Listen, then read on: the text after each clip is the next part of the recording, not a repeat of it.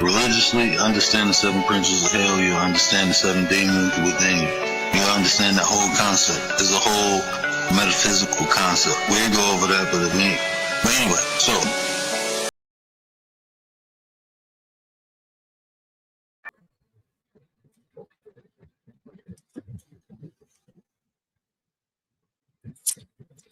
Welcome to Philly, baby. Hey, what up, everybody? I hope all y'all is having a blessed and humble night.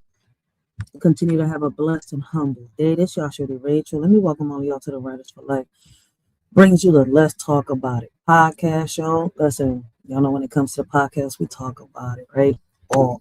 But it's another episode of Off My Chest, right? And into the mic. I'm just gonna get some stuff off my chest, right?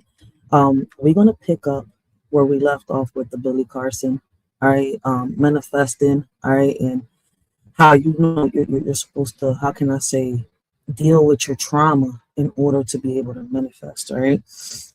So once I say, what I gotta say and put it out there, we're gonna get into that video. We're gonna pick right where we left off, all right, on I think it's self-love, if I'm not mistaken, right? But it's a lot going on, right? And I do notice that there's a lot of people out here that do need some self-love, right? So listen, today I want to speak from a place that's, raw, honest, and unfiltered, because, that's the only way I know how to show up. I'm not here to sugarcoat anything, to pretend life is neat and tidy. I'm here because every single one of us is carrying something, a story, a wound, a lesson, a fire. And I refuse to let mine sit quietly, in the corner. I've learned that when you silence yourself, you give the world permission to define you, all right? And I'm done letting anybody else narrate my life, all right? And I've been doing that, for a while. So today, I'm speaking boldly, openly, and with the same passion that's carried me through every storm I've survived. I think somebody's saying something. Mr. Oates, man, blessings, OG. Blessings, OG. Blessings to Mr. Oates. Big shout out to Mr. Oates, man. Look, listen. I've been thinking a lot about how people love to judge your growth while ignoring the battles you had to fight just to stand upright. Folks will watch you evolve and still try to hold you hostage to the version of you that made them uncomfortable. But I'm not here to make anybody uncomfortable. I'm here to challenge the patterns, all right? The projections, the generational habits that keep us stuck. I'm here to talk about accountability, healing boundaries, right? And the courage it takes to break cycles, even when the people around you, all right, would rather you stay quiet and play small, all right? Let me be clear, all right? Being outspoken doesn't mean being reckless. It means being rooted. It means knowing who you are so deeply that you're not afraid to speak truth, even when your voice shakes. It means refusing, all right, to shrink yourself to fit in rooms where, how can I say, in rooms that never were built for you, all right? Yeah, did I say that right? In rooms that were never meant to be, they were never built for yourself. All right.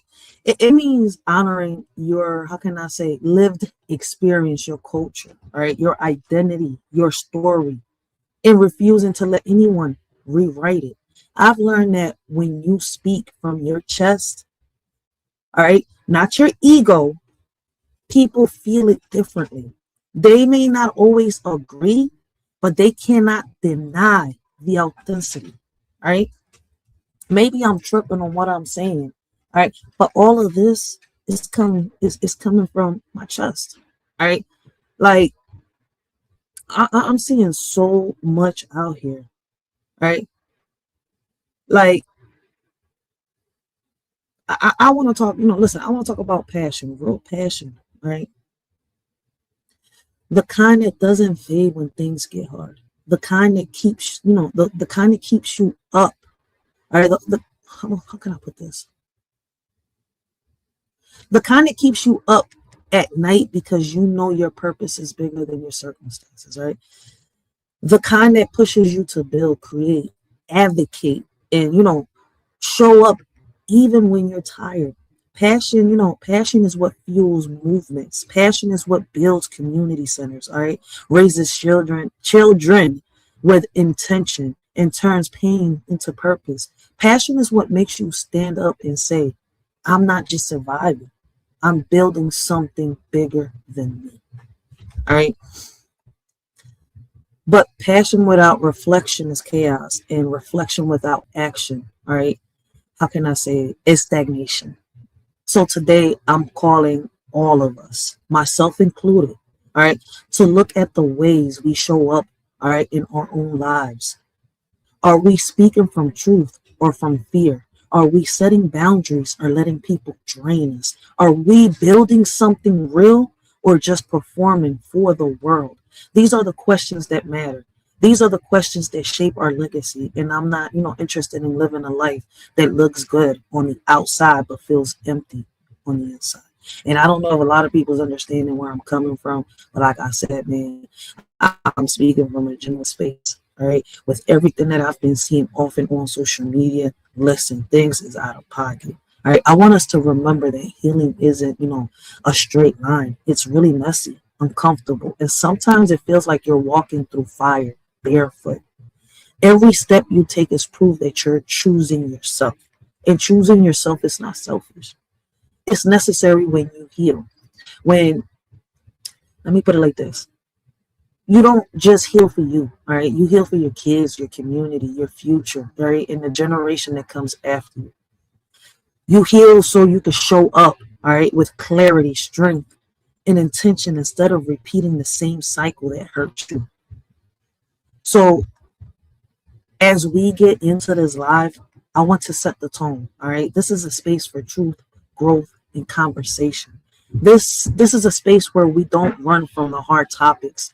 We face them head on. This is a space where we honor our stories, our culture, our boundaries, and our evolution. All right. I'm here to speak boldly, to challenge the norms, to uplift the people who feel unseen, and to remind you that your voice matters, your story matters, your passion matters. And today we're going to talk about it all loudly, unapologetically. My bad, damn, I always get tongue twisted, and with purpose. All right. Listen, before we got into the video, all right, I wanted to put this out there. All right, shout out to the answer. All right, I hopped on his live twice. All right, I did a co-stream with him, which is on the members only. All right, it kind of went left. All right, on that live right there, so it is on the members only. If y'all want to go check it out, make sure y'all go check it out. All right, make sure y'all go sub up to the answer. Great conversations, great topics. I was on his live yesterday again. It almost went left. I'm not going to sit here and lie. All right. Baby daddy had to, grab the headphones and the mic off for Shorty. All right. Listen, I just want to let people know. I mean, if you're from Philly, you know where I'm coming from. All right.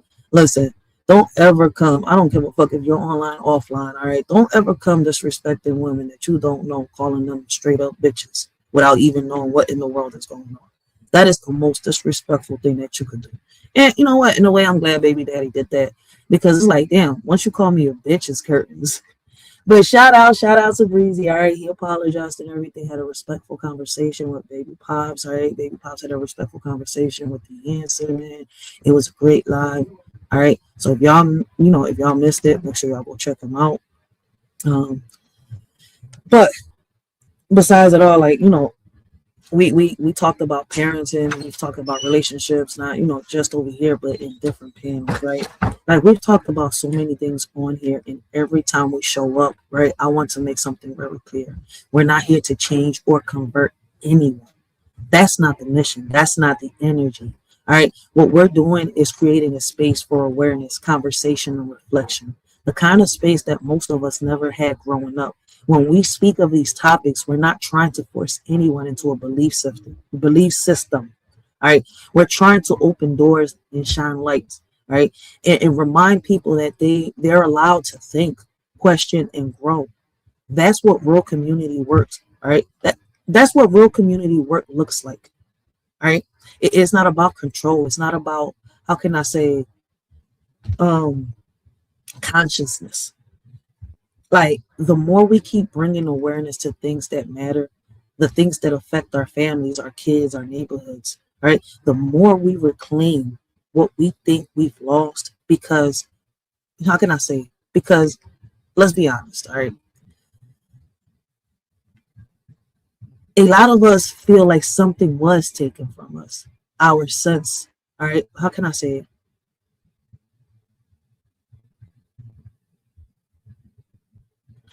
Our sense of unity, our sense of identity, our sense of direction. But the truth is, right, it's not gone. It's buried. It's buried under survival mode, under generational habits, under systems that were never built for us to thrive in.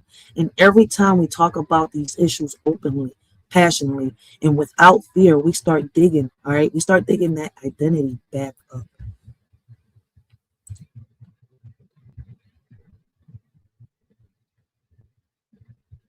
Mr. Oaks is funny as shit. He said, let me get another card together. Mr. Oaks, yo. But listen, man. Listen, I'm not gonna sit here and lie, man. I appreciate those that come on here and have conversations with a shorty, man. Listen, when y'all chat in the comments, I mean in the in the comments area, in the chat area, my bad. When y'all leave your comments, right, it helps a shorty out. All right, when y'all hit that like button, it does help a shorty out. But I'm more interested in, what helps me out more? Y'all sharing the videos and helping the shorty bring in more awareness. Because the dislike button is there. All right, you don't have to like a video, all right, just because you like a person. All right, you listen. If y'all think that what I said is fucked up, hey man, you're more than welcome to hit that dislike button too. But at the end of the day, look, I'm just here to speak the truth. All right, it is just not your truth, but it's my truth. What's going on around me, what I've seen, what I've perceived. And we're all entitled to open up and speak our minds. You see where I'm coming from? Like, talking about change is not the same as forcing change. What we're doing is planting seeds. Some people will water them, some won't. All right. Some will hear something today that won't click until 5 years from now.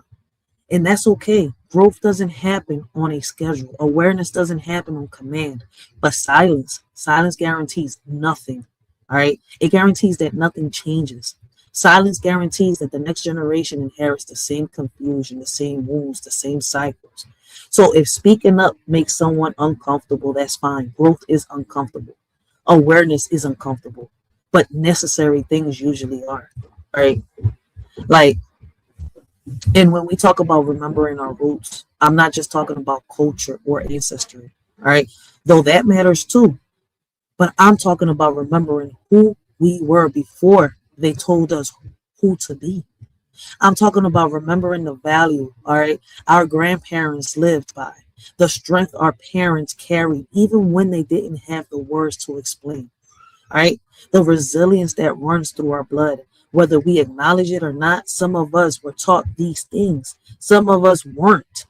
Some of us had to learn the hard way, but all of us have the right to reconnect with the parts of ourselves that were lost, ignored, or never nurtured. If y'all understand where I'm coming from, all right, and please don't let what I'm saying get over anybody's head. Listen, a lot of people won't taught how to communicate, how to set boundaries, how to heal, how to question, how to lead, or how to love themselves without guilt. And that's not their fault. That's generational, that's systematic, that's cultural. But once you know better, you have the responsibility to do better. Not just for yourself, but for the people, for how can I say?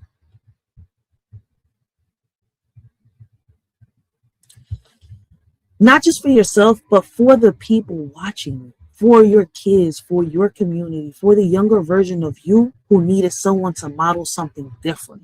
And that's why these conversations matter. That's why we keep showing up.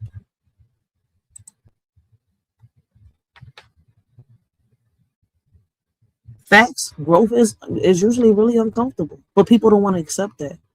All right. But listen, we're not here to shame anyone. All right. For that, how can I say?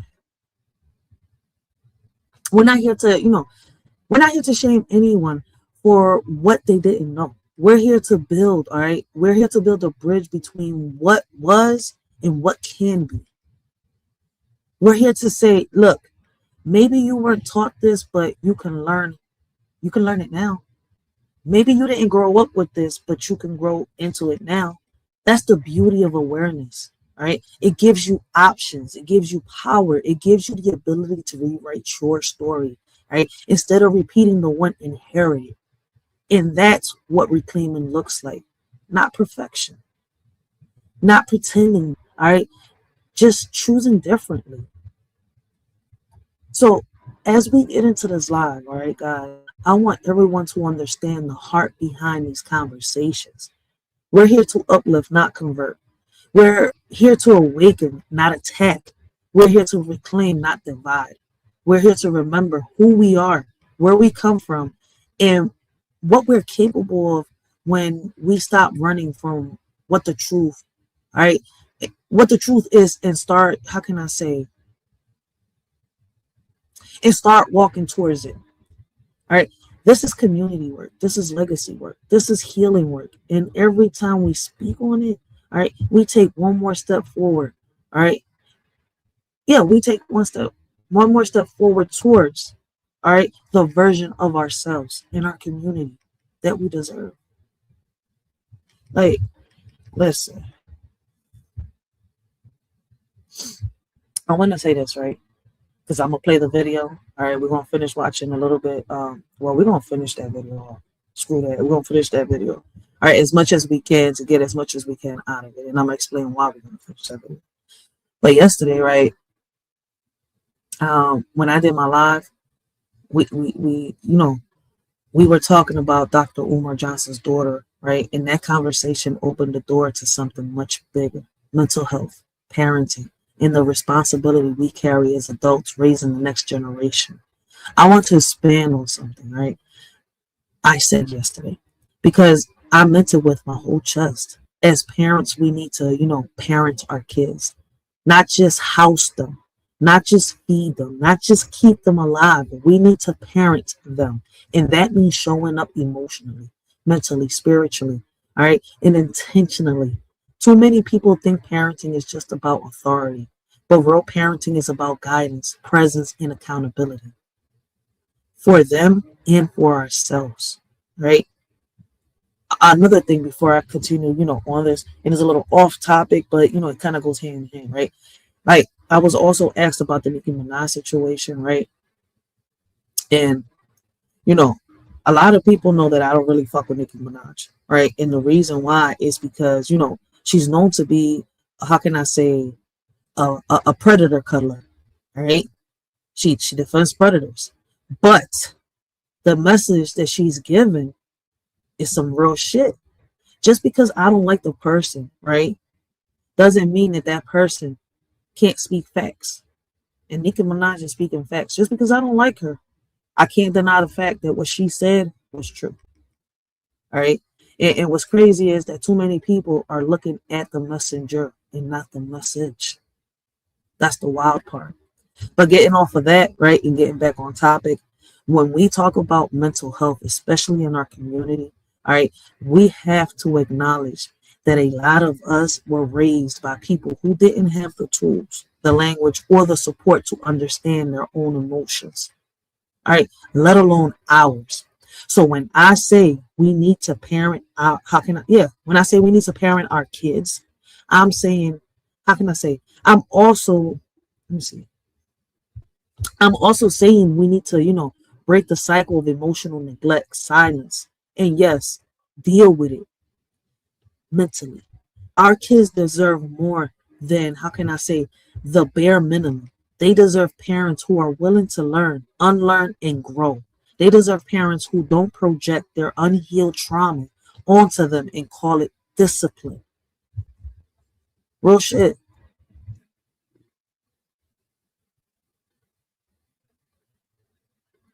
What profile color?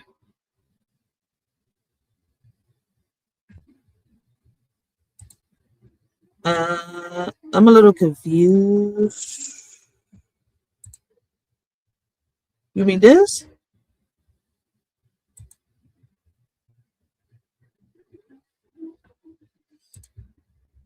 I don't know how I changed the profile color.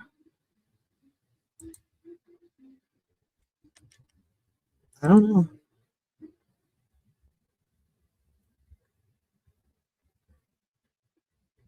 I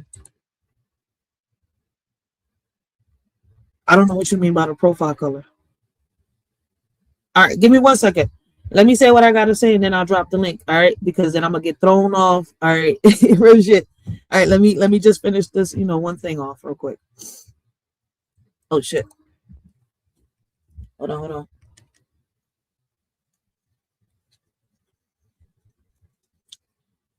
Shout out to Jack Daniels. Yo, this shit popping.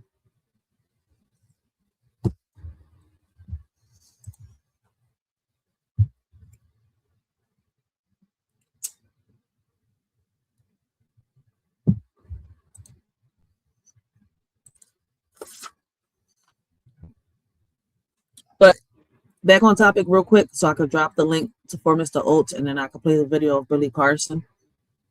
All right, but listen. What is wrong with my camera? All right, here we go. Parenting, right? Parenting is not about controlling your child's personality, identity, or emotions. It's about guiding them through the world while allowing them to become who they are meant to be, right? Too many parents confuse obedience with respect and fear with structure. And then we wonder why our kids grow up disconnected, anxious, or angry. When we talk about mental health, all right, we have to talk about the environments we create at home. Are we raising our kids, who feel safe to express themselves? Or are we, or kids who feel the way they have to, how can I say? Or are we raising kids who feel like they have to, hide their truth to keep the peace? And, we some of us have dealt with that. I had to learn how to, unlearn that, because I had to, how can I say, hide my truth to keep the peace. But that don't give me the right to sit here and bleed all over the people that didn't hurt me. All right. But let's be real.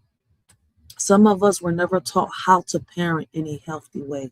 We were taught survival, not emotional intelligence. We were taught to be strong, not to feel. We were taught to, stay in a child's place, not to communicate. So when I say we need to parent our kids, I'm not just, blaming anyone. I'm calling us higher. I'm saying we have to do the work our parents didn't know how to do. We have to give our kids what we needed but didn't get. All right. That's not disrespecting our parents. That's evolving the lineage. All right. Mental health plays a huge role in this.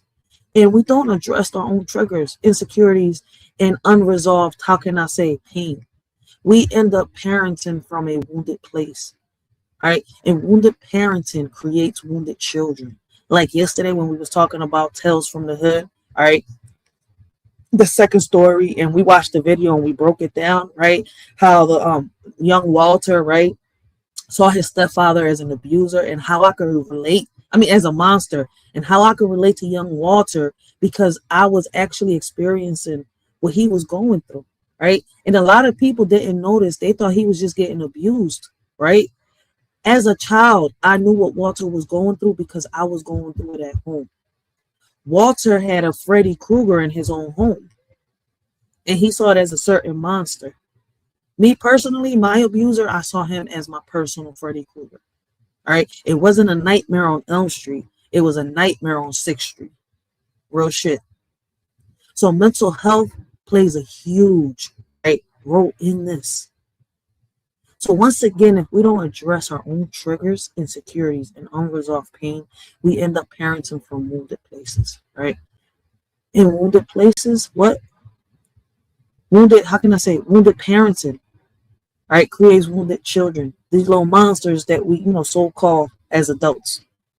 That's why awareness matters. That's why conversations like, the one we had yesterday matter. Like the one we had on the answers panel matters. Like the one we had on the words panel matters. Because when we talk about these things openly, we give ourselves permission to grow. We give ourselves permission to say, I didn't know better before, but I'm learning now. All right. And that's powerful. That's healing. That's parenting with intention instead of autopilot. All right. Like parenting also means protecting your child's emotional world. not just their physical world. It means listening when they speak, even when you don't agree. It means apologizing when you're wrong, even when your pride wants to fight you. It means teaching them boundaries by modeling boundaries. All right. It means showing them love in a way that, doesn't confuse them or make them feel responsible for your emotions. Our kids are not our therapists, our punching bags, or our second chance at life. They are their own people, and they deserve parents who honor that. We do not bring these little tiny humans into this world to, how can I say, control and manipulate them. We bring them to love, nurture, protect them, and guide them until they're able to do these things on their own. All right. So when I say we need to parent our kids, I'm talking about raising them with awareness, compassion, structure, and accountability. I'm talking about breaking generational patterns instead of repeating them. I'm talking about giving our kids the emotional tools we had to figure out on our own. And I'm talking about doing the work within ourselves so we don't pass down the same pain we're trying to heal from. Parenting is not easy, but it's sacred. And if we want healthier kids, healthier families, and healthier communities, it starts with us. It starts, how can I say, showing up, learning, healing, and parenting with a purpose, which a lot of parents don't have. They just have kids to have kids. All right. So with that being said, let me drop the link for Mr. Oates real quick. All right. I'm hoping he's on my regular channel, because if he hit the link on the vertical YouTube, because they got these two versions now. We on the Mars universe. So y'all gonna see me on the vertical link, which is the shorts and stuff like that, and you're gonna see me on the landscape, which is on my regular channel. So if y'all go to my channel, right, and hit my live from there, right, it's two lives playing there. You just have to figure out which one is the landscape live, the regular live, and hit the link there.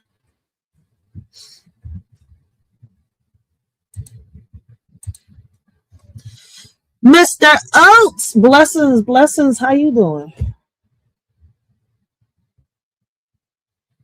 Check, mic check. Is that you, Mr. Oates?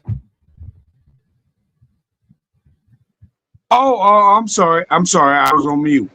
My fault. I was like, wait a minute. Hold up. I'm like, wait. I don't normally get trolls on this John. No, we gotta be careful. Do you hear me? No. And I'm being careful because I heard Clara talk about, well, when she came, I belong to her. I belong to her. Mr. Oates belong to me. Mr. Oates funny and shit. You gonna get put on timeout again? I heard that earlier. I wish she would come up here so I can talk my ish to her. But no, you just think about what you're saying. Can you hear me now? Yeah. I'm listening. No. You've been having when you have these strong type of intellectual conversations. That's I wasn't having a conversation. I was talking. I don't even like your attitude neither, because you done put me on timeout a couple times. Yeah, you gotta stop getting in trouble. You're always getting in trouble with everybody. So I gotta put you on timeout. Like, no, Mr. Oates, we love you. We don't like seeing you in trouble. So we gotta put you on timeout. Get over it. Okay, why am I getting in trouble? Can you explain that to me? Because you're a badass. Oh, I'm a badass. Okay. I'm just fucking with you, Mr. Oates. I'm just fucking with you.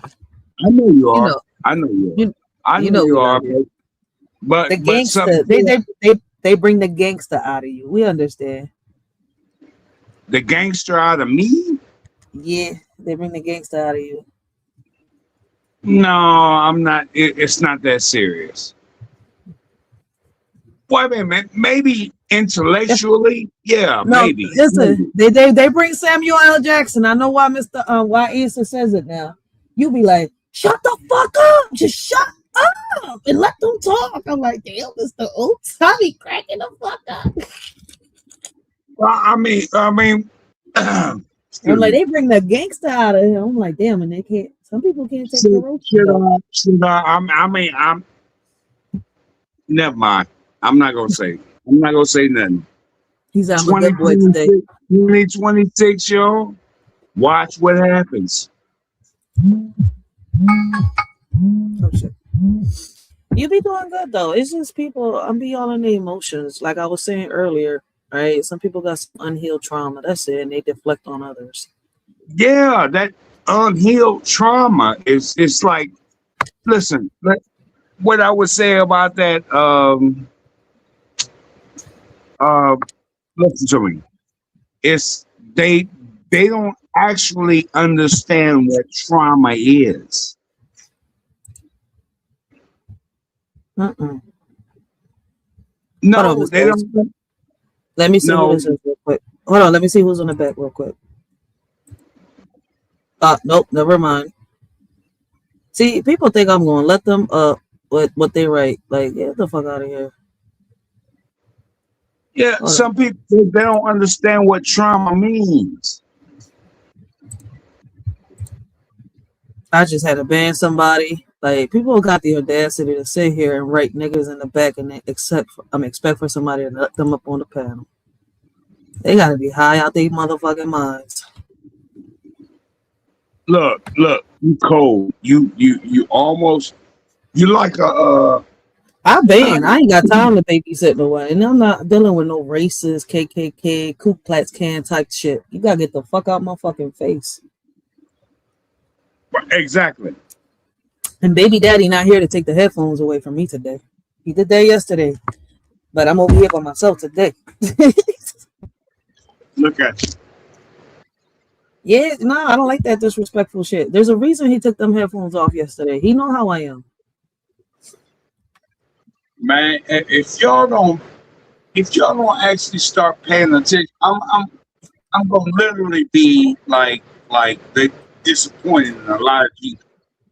How? Because I don't pay attention to shit, but they wrote on my private chat, they wrote niggers.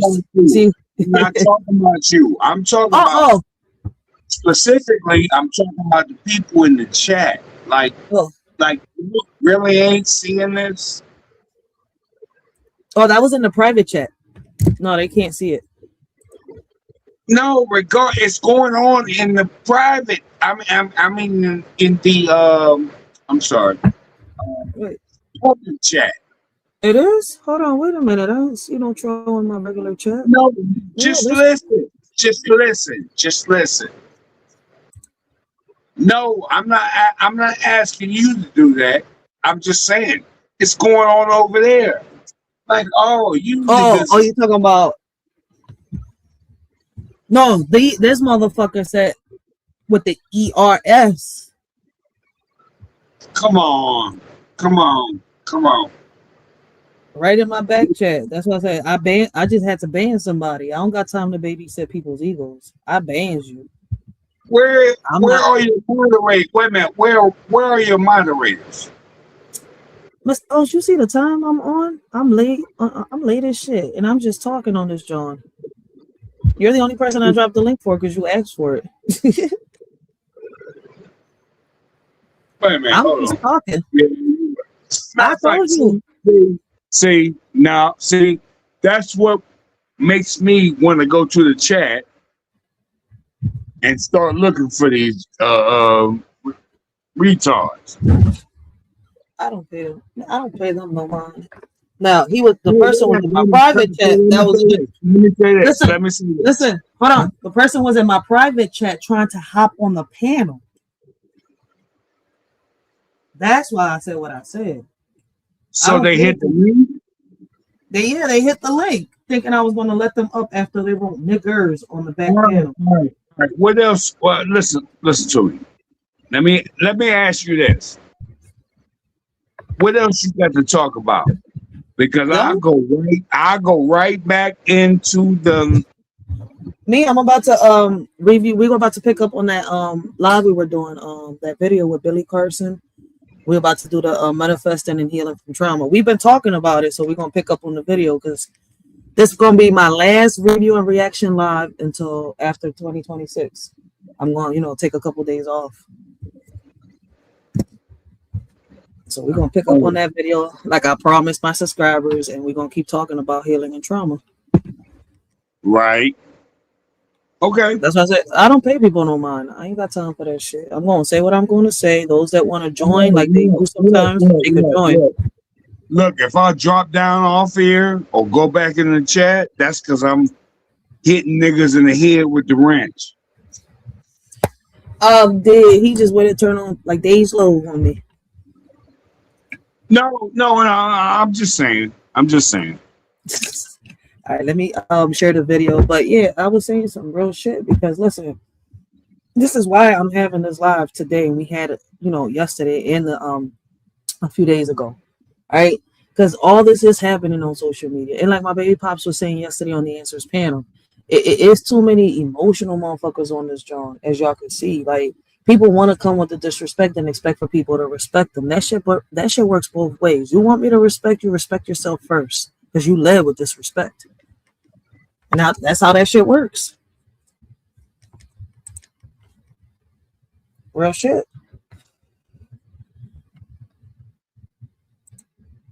Oh shit, no, I'm not trying to copy the link. I'm trying to share the video. All right, so guys, we're going to definitely pick up where we left off. All right. And let's hear what Billy Carson got to say. So we're going to, hit the topic on understanding the impact of stress and stress on autoimmune. Zeros and ones and uploaded it back to the server again. So they yeah. So now, but listen to what Microsoft did. Microsoft is heavily involved in. So they went and formed and created the very first DNA hard drive, where you have molecular and you have hard tech working together to create storage capacity. 1 gram, 1 drop can store 433 petabytes of data. I don't even know what that means. A petabyte is 1,000 terabytes. Wow. Okay. And they discovered that the human body can store about 13.5 billion years of data, which is roughly around the time they believe the universe even exists.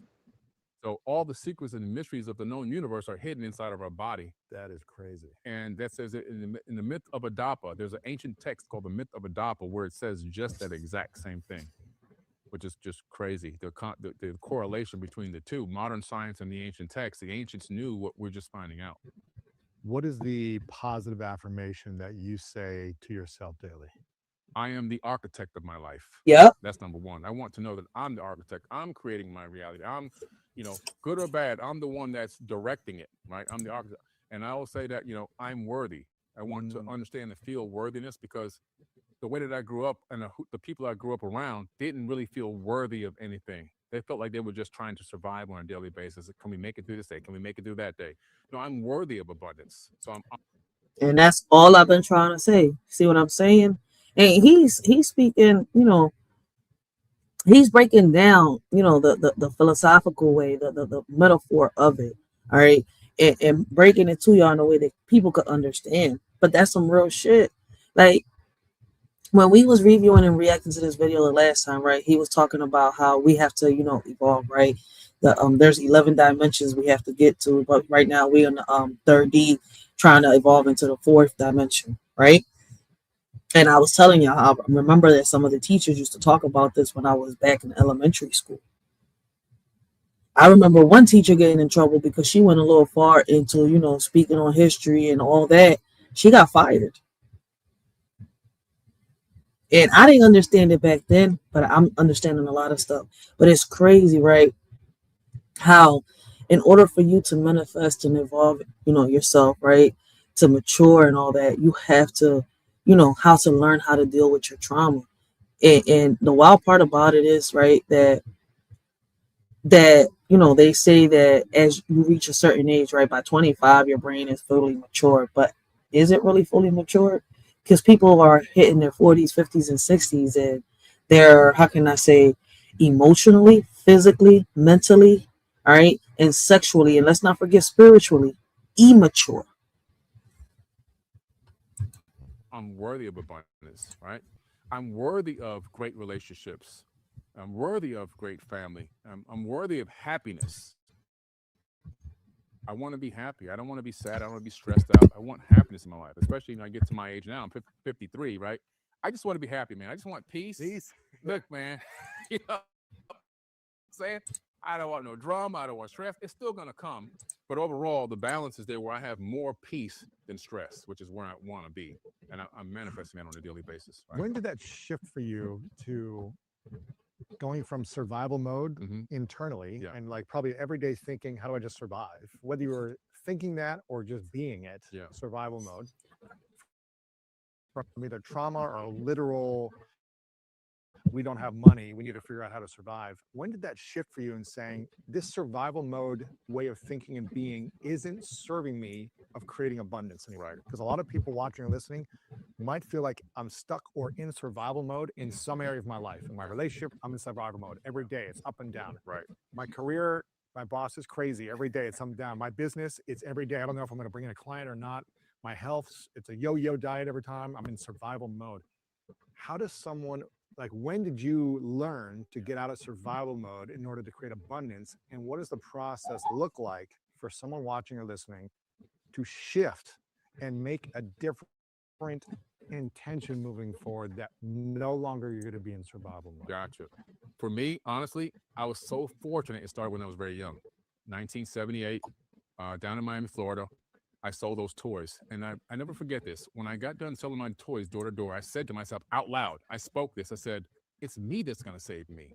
And I just realized it at that moment. At 8 years old. Yeah. At 8 years old, I realized, like, wow, it's me. And I went in the house that day and I was standing out looking out the little window. And my mom came over and said, what's wrong, son? I said, I don't belong here. And I'm out. I don't belong here. I had experienced something. I realized something magical for me. You know, back then you got to remember, I didn't have a lot of distractions. No TV, no cable. TV didn't even exist yet. None of these things. And I was just like just there realizing like, And cable didn't exist? Have an idea and I act on an idea. I mean, he is 58 years old. But damn, cable, when was this uploaded? This was 8 months ago. Okay. He's 58 years old. Damn, cable didn't exist when you was a kid? I can get a result. Something can happen positive for me. And this is what happened. I got money in my hand. I took a picture with the money in my hand with a Polaroid camera.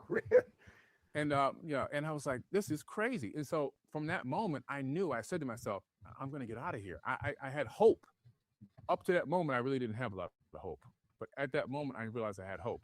It wasn't instantaneous, but I knew that these things would happen. And so not many years later, I was 12. My dad called me in the room and he said, son, from this point forward, I'm not going to buy you any more school clothes, any more school supplies, and you got to pay $100 a month rent. At 12? 12 years old. Oh my God. At 12 years old. And I was like, well, I only got 2 pair of pants anyway, and my shoes have holes in them. I had holes in my socks. I would put cardboard in my shoe to keep my feet from touching the street. I hardly ever wear open toes till this day because my toes were jammed up in these shoes so much, man, I damaged my feet. So you'll rarely see me in any kind of open toe shoe. But the point being is that we were already struggling. So to me, it was like, okay, well, what I got to do? He said, well, here's the Miami News. And in there were a classified ad section, and they were hiring 12 to 16-year-olds to sell the newspaper subscriptions. Not the paper delivery, but to sell the subscription. So I had experience in this already. They drop you off in a neighborhood until you go square the block. That means go door to door until you get back to this corner. I had already done that selling my toys. I got a little training in, right? Yeah. So I was doing that. I became the #1 salesperson. My friends were blowing their little $150 checks, every couple of weeks, and I was saving my money. And I only bought one thing, a digital calculator watch from Kmart, and it had the little black, Damn, I forgot about Kmart. And my friend said, why'd you buy that watch? I said, because this is the future. I said, matter of fact, we were sitting in his dad's car. I said, this analog radio is going to change. These numbers are going to be on that screen one day. And he laughed at me. A week later, I went to the grocery store, and there was a magazine called Opportunity Magazine, which is still in business today. And I opened it up, and the page I opened it up to was Galaxy Electronics out of New York City, still in business. And they were selling wholesale digital car stereos. I had the money. So again, the saving, back then it was COD, if you remember, cash on delivery. I called up the company. I ordered the radios. The guy said, "You sound kind of young." I said, I just have a cold. Nothing to lose because he's sending me COD. The UPS man takes the money. He closes it in a little tight packet. He gives me my radios. I sell the radios to upperclassmen in school. Word gets out. I start selling radios like you wouldn't believe. Now I've got people coming from the Tri-County area to buy radios from me at my house. I keep reinvesting back into the business. By the time I was 13, I was making more than my parents. Wow. So I'm maximizing now, right? Now I found a guy at the GBT Audio who lived on my same street, hired him as the installer because they weren't treating him good. I said, "Come work for me, man. You have a lot more freedom." He's installing at my house. Now I'm installing right in front of my house. I'm selling them and installing them. Nobody can beat my prices because I have no overhead. Right. Just what I'm reinvesting. But understanding, like, I'm creating this. And I think for a lot of people that begin to get stuck and feel like they just can't get over the hump in anything that they're doing, they have to look at one thing: themselves in the mirror. And that's a fact. What up, though? We got the word in the building, yo. Make sure y'all go check out the word. All right, great conversations, great topics, man. We got Detroit in the building, baby. All right, make sure y'all go check out the word. We got SBK in the building, man. Make sure y'all go check out SBK. Great conversations, great topics, yo. And just like the word, all right, his panel is mixed up. All right, relationships, philosophical metaphor, all right, controversial conversations. They talk about it all. All right, so make sure y'all go check out these two great kings here on YouTube. All right, you will not be disappointed though. But what's up though, big bro? I gotta hit you up in the gram, man, on some real shit. Like, I gotta put together some ideas, and I gotta put a team together, man. I need 5 people on the table, man, to build this board, yo, on some real shit. But anyways, yo, back on topic, yo. What Billy Carson is his name? I think it's Bill Carson, Billy Carson, man, my bad. I keep forgetting. But anyways, what he is saying, right, is basically that his parents instill something in him that he carries with him forever. Something that a lot of parents in this era fail to do with their kids. All right.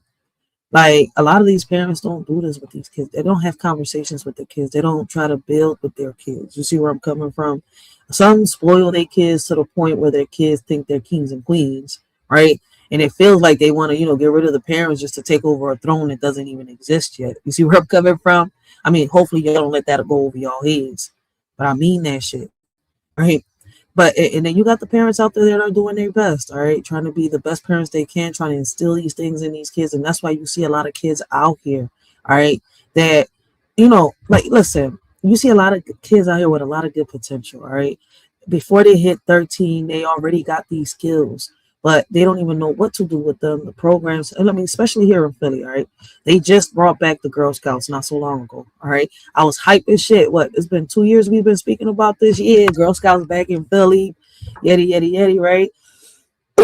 But the boys don't really got programs, all right?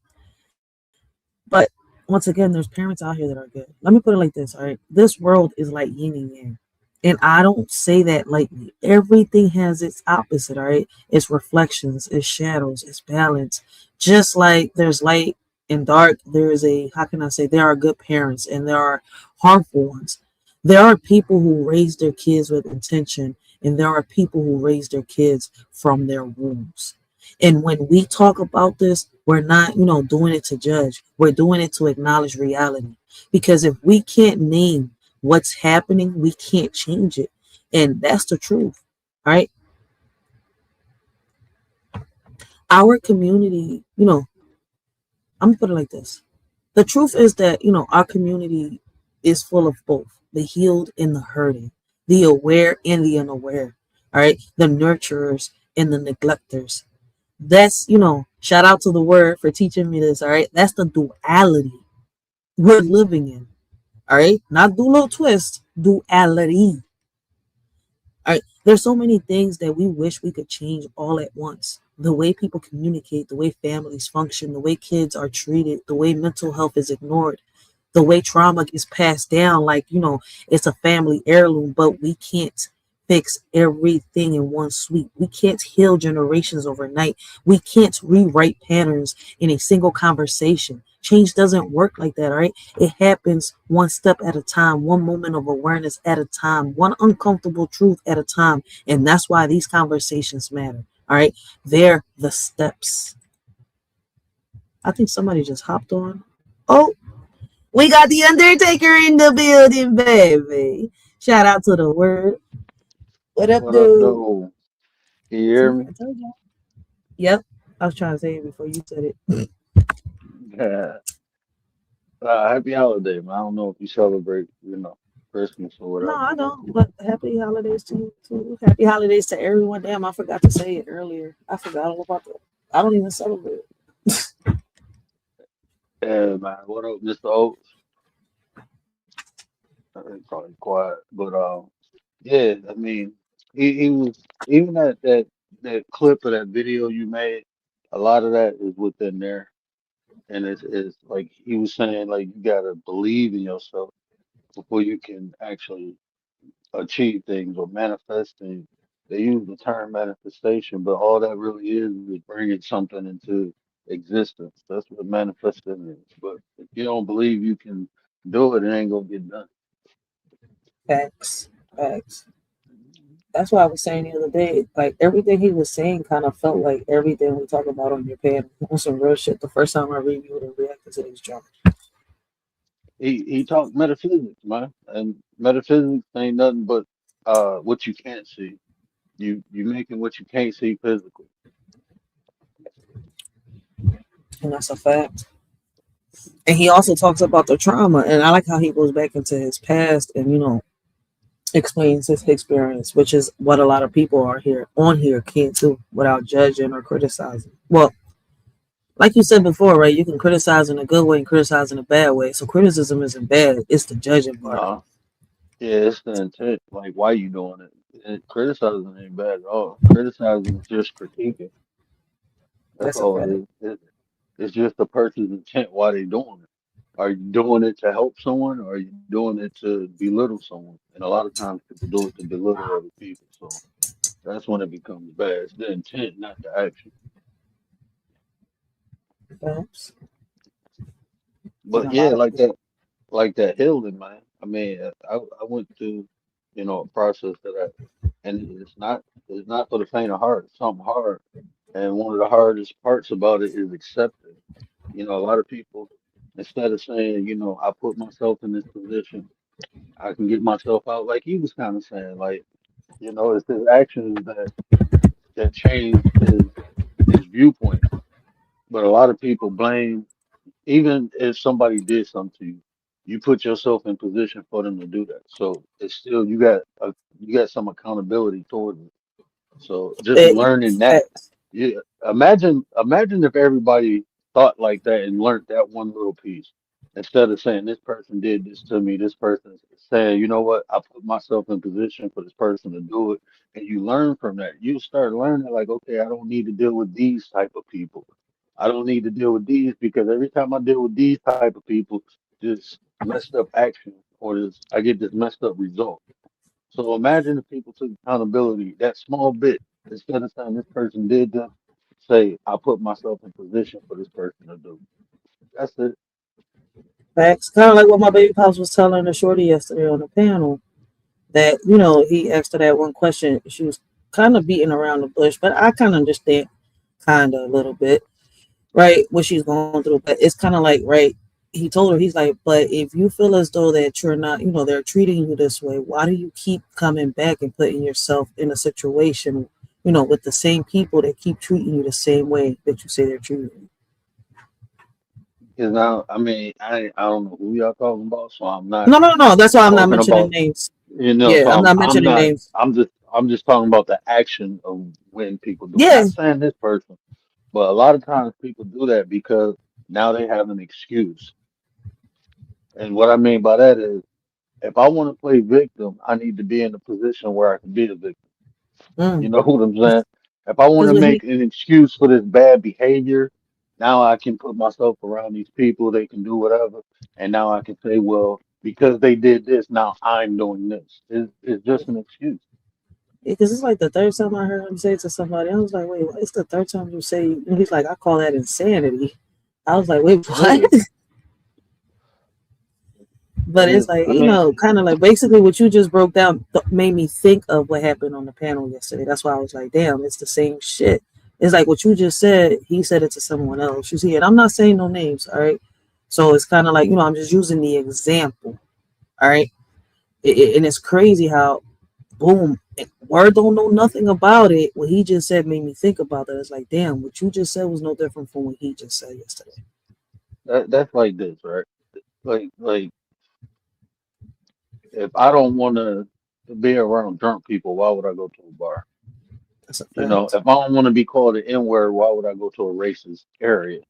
You know what I'm saying? I mean, it's common sense. Like, if I don't want something in this environment exudes that, why would I go in that environment? It's because I want it. That's I mean, fact. bro, human conditions are simply complex. It's very simple, but it's integral. Why people do things. Half the time people don't even know why they do things. They run off of impulse and emotion. Somebody might be feeling bad on the inside. Now they want to go somewhere where they can release that. So they go to an environment that, kind of nurtures that behavior. So I mean, if I wanna talk some shit, I'm gonna go somewhere where people talking It's shit. allowed. Oh no, Yeah. I was gonna say where it's allowed. Yeah, it's the same shit, I think, right? But you ain't doing nothing but adding trauma. Like you talking about, you can't heal doing that. You That's can't a heal fact. doing that. So if you want to heal, you got to take yourself out those toxic environments. You know what I'm saying? Like even for Mhm. me, like it was a couple times I was listening, and it wasn't your panel, but you was somewhere else, and it was like good conversation. Right when I was like, I want to hit the link. My sister up there was a couple other people to rock out with, and I'm then it's like I listened a little more, like, oh no, I'm straight. And it's not me judging no one saying I'm better. It's detrimental to my well being. You know what Facts. I'm saying? Like I just don't put myself because I know what come out of it. And ain't nothing good gonna come out of it. So for me it's like nah, I'm good. And I learned that, Uh, like you taught me that, like when the people that I know that I'm not gonna get a conversation up comes up, I hops right down. But I don't have, like I get along with almost everybody on this John, and I say almost because I don't be on everybody panels. I've only bumped my head twice on this John, and I don't plan on doing it a third time. I treat life like a baseball game. I did it twice unintentionally. That's the fucked up part about it. Like, wait, what the fuck? I should have known better, but I didn't know better at the moment. I mean you gotta experience things, sometimes because like what I tell you, even giving people benefit of doubt, everybody ain't Doesn't worthy work, of it. You and know, that's where I it's fucked up the not, second. they're not worthy of it. What are you gonna give somebody something if they don't take care of it? Why would you give it to them? If it's precious to Fact. you, why would you give it to them if they ain't worthy of it? If they And ain't, that's if they not like this, I look at it like this, right? If I see a person not respecting themselves, how can they ever possibly respect me? It's not in them. They won't even do it for themselves. So I'm good. that's a fact. Not, and it's not judging people. It's just calling shit for It's what it not is. because you It was is right. what it is. No, but listen, you're right, because when you sat down and talked to me, it's the same way that my baby pop sat down and talked to me, right? If they did it to others, what makes you think they're not going to do it to you? You're not It's just, special. it's just your turn ain't come up yet. That's what it is. Like, Exactly. especially if it's like I can, like, I'm not lazy, so I like to observe. So I may see somebody do something one day and then the next day they don't do it, then I start analyzing, okay, well, why did they do it? A lot of times, like this, but Tay, like for instance, let me use my sis Tay.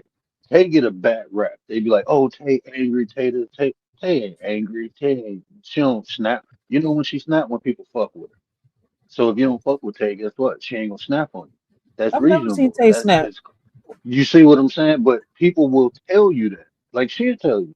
She tell you people, say, oh, because they say some slick shit to her and she pick up on it and Tay don't let shit slide. Like it ain't no now she do, but like 2 years ago, as soon as you say some slick shit, she was calling you. Now she sit back and, kind of analyze it and be like, okay, take notes and shit now. But Hmm. before, Nah, you say some slick shit, she gonna tighten you up right away.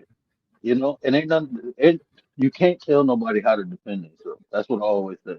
So if you call me, if I call you, uh, if I say you fat and you call me a B or start talking about my mama, I can't get mad. You defending yourself. That's the way you can. Your weapon is different from mine. Yeah, but You that know. shit out of pocket. Listen, I even had to learn that, right? Because it's like some my baby pops had to tell me one day, right? Just because somebody's talking about the way you look or the way you know, the way, how can I say, you do certain things doesn't mean that it's true, right? He's like, it doesn't give you the Yeah. right to call someone out their name. So I had to learn, because listen, I'm from Philly, and as soon as someone says some shit back then, you listen, I'm talking about the past. I've outgrown that shit. But back then, I used to snap on them right away. The only thing I haven't let go of is when you call me a bitch. That's the So, only thing I'd be like, damn, I try, but I was like, I don't know what it is. That's that one thing that I'm like, and I don't know what it is. Every female in Philly does it. Real you know shit. what? My OG told me something one day. I got in trouble in school for fighting. Right? 'Cause somebody was they was talking about, and I got in trouble for fighting. And my grandma was like, "You know what give people words life?" And I said, "What?" She said, "Your action, how you react or respond to it. That's what makes what people say true or false about it. Is how is your actions after they say it." So I didn't really know what that shit meant until I got in my late 20s, but I began to understand like people don't talk down. You know what I'm saying? 9 times out of 10, when people spitting some hate at you, they talking up. You're in a position where they look up to. You know, you don't hear Denzel. You know how much credit. Look, think about all the criticism Will Smith got. Do you see him on here talking about bloggers and stuff? No, but if somebody on his level or something, he'd address it. But if you beneath him, he ain't gonna address that shit. You don't hear Bill Gates on here talking about people and shit like that because you're not on Facts. their level. People You don't even. usually talk up. People don't now. If I'm bigger than someone, I have to come down and talk to them, talk about them, and then how do that make me look? You know, this is why people don't talk down. People only talk up. So 9 times out of 10, when people saying some foul shit about you, that's because they looking up talking about you. It's some. It might not be your financial status. It might not be your level of education. It can be your inner being. It can be your peace that you have in yourself. It can be your character. They're beneath you. That's why they talking up to you. So I had to learn that, man. People, you can't control people's ignorance, right? You can just Facts. control how you react or respond to it. That's a fact. It's a it's a process though. It's a process we all go through. You'll get better and better at it. Like I heard earlier, somebody was in your back chat writing the N word. I love when they do that. I can psycho by the way they type the N word, I give a psychoanalysis. I can tell most of the time when people do that, especially these little Oh, white dudes on here, they be doing that. They be getting I know mad who it because is. they I know mamas who it got is. taken by black dudes. They Listen, the girls get bull. took by a black dude. It's the bull that be hitting that bull that I think you banned him from your panel too. Nemesis something, I think it was. Oh yeah, that dude. Yeah, he That was he yeah, he was ended he up was saying he was yes. yeah. I let him up by accident on my panel one day, not knowing my baby pops was on the He joint, and was he started he was being so racist, and I was like, He like, why you took me off? Listen to what you're saying.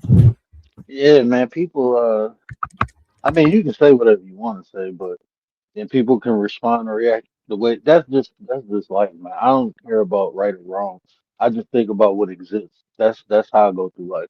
Fuck a right and wrong. Because right will be wrong in some scenarios, and wrong will be right in some scenarios. So I don't care what exists. Let's talk about that. This shit happens. So what can I do to either avoid it or navigate through it or Mm-hmm. utilize it? That's how I look at life. I mean, shit, I don't care how shit's supposed to be. What is it? What it is. That's what I That's want a to know. fact. What it is.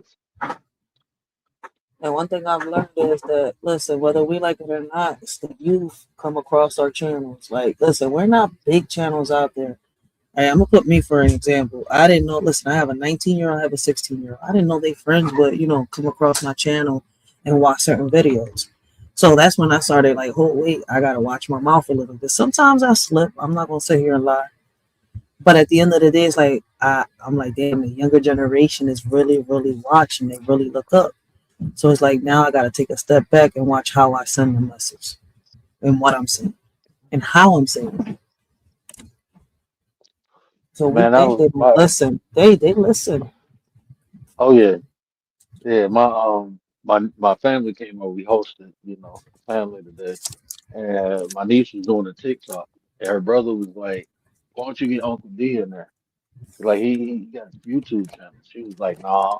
Then she went and looked at my YouTube channel, and she was like, "Oh." Then she found my TikTok. I don't really post nothing on TikTok, but she seen a couple videos. Then I guess she was live telling her little friends like, "Go check out my uncle channel." And then I'm like, oh, I start getting messages and comments on all these videos, and everybody in the house start. I'm looking like y'all crazy, but you never know who's Yeah, watching you. That's why, that's why. I yeah, just keep it me. I keep it me. Like I'm not gonna say, exactly. look, I'm not perfect and I ain't trying to be, but I'm just trying to be better. That's all I'm trying to be. So I'm gonna do a lot of things that people can critique. And if you ask me why I do it, I can tell you the truth about it. That's all I can do. Yeah, I it's do like every, I act with intention. So everything I do is on purpose. mhm. It's like with me, right? I got a lot of criticism out here. They was like, "Oh, your daughter's 9 years old. You should let her." I was like, "Look, listen. My daughter wants to do TikToks. Everything's gonna be under my account. You see where I'm coming from?" But she came up to me. She want to do the mommy daughter TikToks. I said, "Hey, I'm gonna back you up," and that's even better because I don't have to force myself in trying to see what she's doing, who she's talking to. She's coming to me, and that made me feel good. So I was like, I'm gonna do something I'm not comfortable doing, which is dancing on camera. I don't normally do that, but I've done it twice. You see where I'm coming, trying to get some of Yeah. my younger subscribers to go towards my YouTube that I'm about to start with her because we're gonna do the TikTok videos and bring them onto YouTube. She's not doing this by herself. Like either it's a good thing that she said, "Mom, let's do the mommy daughter dances," because either way, I was gonna be there. I was gonna be like a detective, a cop, an inspector, all up in her shit, just like I was with my son. Like you got to be like that with these girls on there. Like, listen, as soon as I made her TikTok, right, and it's linked to my account, a whole bunch of people started inboxing her. I say, "See, baby girl, this is why I gotta be here. I gotta make sure that it's not a predator, it's not an older person, because you never know who it really is." She's like, "But I know some of these people." I was like, "No, you don't." I'm like, "How do you know them?" Through TikTok, we chat. I was like, "Exactly. You commenting, leaving comments like saying that you like the video or giving your opinion doesn't mean you know the person, baby girl. You got to learn the difference." So as Hmm. parents, we got to be there. And I was happy as shit. Yeah, I felt like a little ass kid. She came up to me, "Mommy, let's do this together." She don't want to do it by herself. So And see, this the thing. Like somebody came on here one day and they was like, "What did they say to me?" Oh, I got it all figured out. And I'm like, I ain't got it all figured out. I just got the shit figured out when I got figured out. And I share that shit. I don't tell nobody how they should ever raise their kids. I'm not I feel supposed like to. this. If you really think about it like this. When you got a house, right, you got a foundation, right? And generally all the foundations are created out of the same material. But once that foundation is built, then you got the structure of the house, right? So we can sit here and talk about like foundational pieces, what we should and shouldn't implement, what we should accept, what we shouldn't accept. But after that, it's kind of like it depends on the person's condition and situation. I can say you need to be doing this, but what if you ain't got the resources? You know what I'm saying? So you're gonna have to do it a different way. You know what I'm saying? Facts. So I mean, that's why um like when people be criticizing people so much about the way people live, like, I don't really care how nobody lives. I really don't. Because what they do, what they eat don't make me sick, so I'm good. People You know? criticize people so much, like the rich don't be living in poor neighborhoods, pretending to be poor, and they really got some bread. And I'm not saying that like celebrity type status shit. You know what I'm saying when I mean by that. Yeah, Like, come on, yeah. man. There's Some people who's people, people. I know people. I know people who got millions of dollars and they live so simple. They live Yeah, simple, man. I mean, because you have money uh don't mean you gotta show it. Some people like simple shit. yeah. I'm a simple type of dude. I like simple shit. You know, I'm not wealthy. I ain't rich or nothing like that. But I live better than most. You know, I don't need or want for anything. I get what I want when I want it. I do what I want when I want to do it. So I mean, um, I live pretty good, but I'm not rich. But Word am out I there. living? Can I be? I could have a bigger house. We can have more. We can do all that. We got assets. We got, you know. But why do that when I can invest it into not my future, but I'm thinking about my kids, their kids. You know, I'm That's a doing shit fact. like that now. You know, so I only use what I need, and I'm good. I get, the rest of my family what they want, but I don't want for nothing. Everything I want is not physical. You know what I'm saying? It's not physical. Exactly. That's why I buy assets, right? Like trying to invest and go into the real estate. People think I'm tripping, but I'm not. I was like, listen, y'all don't get it. Every house I get and own, right, and I rent at a good price to people and deal with the government with the low income situation and programs they got. I'm leaving something behind for my kids. Y'all don't peep that part. I'm not trying to have my houses be an asset. And what they don't even peep, each house under my name is a house for each one of my kids. And I'm just renting and making money off of it. Let me tell you some game too, and it's not hard. Little research to do. You can make money. I mean, if you're talking about like an investment for down the road, you can buy Yeah, land. like When you're talking about real estate, buy exactly. land. And let me tell you, Remember we one thing you talked got to about that, do, y'all. and look, that's all you got to do is just look where they got new development at. Go up a couple miles, 5, 10 miles, and buy some land up there. It's gonna be a little cheaper, but as they develop, they gonna expand. It's a part. I mean, it's literally. I think it's on Zillow now, but it's something as a real estate agent we did when we was help people prospect land. Mm-hmm. That's the formula we use. Like right now, I got 6 pieces of land, and I pay taxes on it every year. You do got to pay land tax, but I bought three out of 5 plots. I bought for under $500. All three of them was worth 10,000 right now, and I bought all of them for under 500. But they all worth 10,000 right now. Right now, if I can go sell it for one of them is like 13, Not lying. I and I was just bought it. talking about. And it's that easy. You're not lying. I was just saying that to my baby pops the other day. Like Philly, you can't do that. Philly, everything expensive. Like I know you can go to Ohio, get some Oh yeah. land for a good amount. I know damn, Ohio is really the only place I know. And Mm, then the outskirts of Philadelphia, you could probably get something, but you have to shit. go through like a share You sale. you go to Ohio. You can go to Tennessee, No, I'm saying like Mississippi, no, I wouldn't go to them Michigan. places. No, I'm saying, I mean, not to live. You ain't going to live. You going, I mean, even if you buy a house and rent it out, that's income. Okay. That's residual Mhm. income you're not even working for. So, I mean, like this is like my real estate agent, um, is one of the biggest mentors I had in real estate is the owner Keller Williams, right? Gary Keller. Yeah. And he told one of the dudes that he mentored when he was asking him how can I get into like the ownership. He said, buy you a flat, live in one spot, rent the other spot out. That way it's gonna pay for it. Live in it for Mm. 2 years, use that to get a mortgage. Use that as collateral to get a mortgage. Now use now the one unit was paying for the whole thing. So now when you rent out the other unit, it's gonna pay your mortgage in the current house you live in. And I'm thinking like, damn. just the income.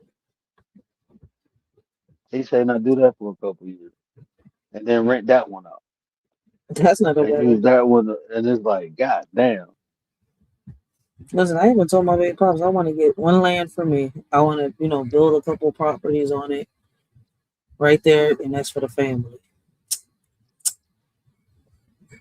Shit, I'm not just thinking about investing, renting and selling. I'm also thinking about leaving something behind for them.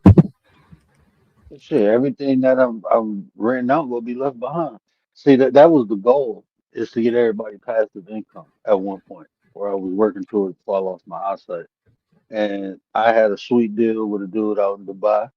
He just go buy 180 houses. Out of that 180, I get 50. So I would have had 50 houses, and I was gonna put one house in all my family members' name. Well, my siblings and then my kids. And that way they can get residual income. They can just get passive residual income coming in. That's not a bad idea. Because once you know the game, like it like even property management. Property management usually contract with someone who does on-site maintenance. So that paid for. So when the person go out, that's already paid for. And That's that get put um that get put in a separate account. That get put in the escrow account, you know. And then the rest of the money is profit. That's all you got to worry about is the maintenance on the house, and then the way you drop the contract, especially if the residents do $200 damage or less, then they got to pay for it, and then they got a time period to get it fixed. But see what you're doing. You You see what you're doing though, word. you You're get breaking it. You're breaking generational curses though by doing all this. For real, for real. oh yeah, I mean, and even just information, bro. Like my parents couldn't tell me this because they didn't know it. So since I know it, I'm Exactly. obligated to tell them. But they did tell me what they knew, so I was put Mhm. on game about other things. This is just the game that I got now. So not only do I got what they got, I got what I got, and then I'm obligated to pass it down. That's the whole point of That's the having key. information is to pass it down. That That's way you make your cycle, your system, your circle. That's how you make everything, you become better and you make everything around you better. that's a bad. But not just that. That's It's like I was saying earlier, right? No matter what your past was, right? Whether you had, good parents, bad parents. You see where I'm coming from? Like mhm, what you're learning today, you're supposed to pass it on down, break that cycle. mhm, My whole point is even before you break that cycle, though, like because people still want, okay, I'm gonna pass this on down. But if you had an unhealthy past, you see where I'm coming mhm, from your family, right? You're supposed to make sure, right, that you create a, how can I say, a healthy family mhm. in the future. Just because you had an unhealthy past doesn't mean you can't create a healthy family. All right, I could say this So best poetically, but I'll do that in a minute because I think I can get people to understand what I'm trying to say. yeah, But so I don't know. so basically what you're saying is that experiences give you the opportunity to learn. Now what you learn, good or bad, becomes learned behavior. And what happens is the kids, the generations under you learn that behavior from you. So this is what generational curses is. So you have to change the behavior. Okay, you can have a bad experience and you learn what was bad. So now you know the opposite is good. So instead of going this route, now I'm gonna go this route. So I know That's okay. everything on that side of the street, so I don't need to go down there no more. I'm gonna go down this side of the street. Yep. That's why I was trying That's to all. play that video to back me up on what I was saying because the video kind of backs me up. It's kind of like when I'm on your panel and I co-stream. Because I was like, listen, man, I don't got to sit here and break my head and stumble my words and get tongue twisted. Fuck it. Word is going to say what I was trying to say, and he's not going to get tongue No, twisted. no, you said it. You said it right. This is language. Language is just words. Structure. That's what language is. Structure word. But perception. So you said it, and it's gonna be people who resonate with what you said. And then I said it the same thing a different way. And as people, so the whole key is no matter if we said it differently, we saying the same thing, and different people can be drawn to the message. You can That's actually attract more people. So like that's why I don't really be debating or battling with people because a lot of times when I get around like-minded people, we saying the same thing in different ways. That's it. I mean, no, I that's think some you real said it shit. great. Listen, being on these panels, man, I learned a lot. Like, listen, remember back then I used to stay on the Jones and start. I started learning like, fuck it, man. Those people that got that toxic energy, just hop off that John. But being on, like, how can I say? I had to break out because I would never hop on panels before. You see where I'm coming from? Yeah, But I started hopping on different panels. It's like, okay, it's not everything is not the same. Because at one point I started thinking that everything was gonna go left on every channel and I wasn't gonna gain shit yeah. out of it. I was like, there's no conversations. Like I started just sticking to like maybe one channel, two channels. I was like, oh man, this is not possible. I can't be stuck in a motherfucking, you know, matrix on what they call a beef sector shit. I'm like, this is not how I started off on this joint, but I started doing what you were saying, and little by little, man, everything started shifting. I was gonna say swifting. I don't even know why that word was about to come out. I mean, it's I like what after every show, what I always say, care about how you feel. And I That's a really fact. do. Like I can watch, some things be entertaining, but when I start feeling like, I'd be like, I'm done. Like I Mm-hmm. don't like that feeling. Like that shit ain't cool. Like I don't like people bullying people. I don't like that. I don't really like none of anything that's degrading. I mean, Yeah. some of it can be entertaining if it's true, and it's funny. It's funny. It just is what it is. But some shit be like over the top, and I'd be like, nah, I'm straight. Mm-mm. And then it I've just be the energy people putting out. Like I don't know, bro. I can kind of tell when people are projecting shit, and then it's just that's that feeling. I get that 'cause they really just now be I like, I just ain't even gonna get I into give that. my opinion and I don't insert myself in shit. Cause you seen the last time I inserted myself on something here on YouTube, it is not inserting myself. I was kind of like defending somebody, right?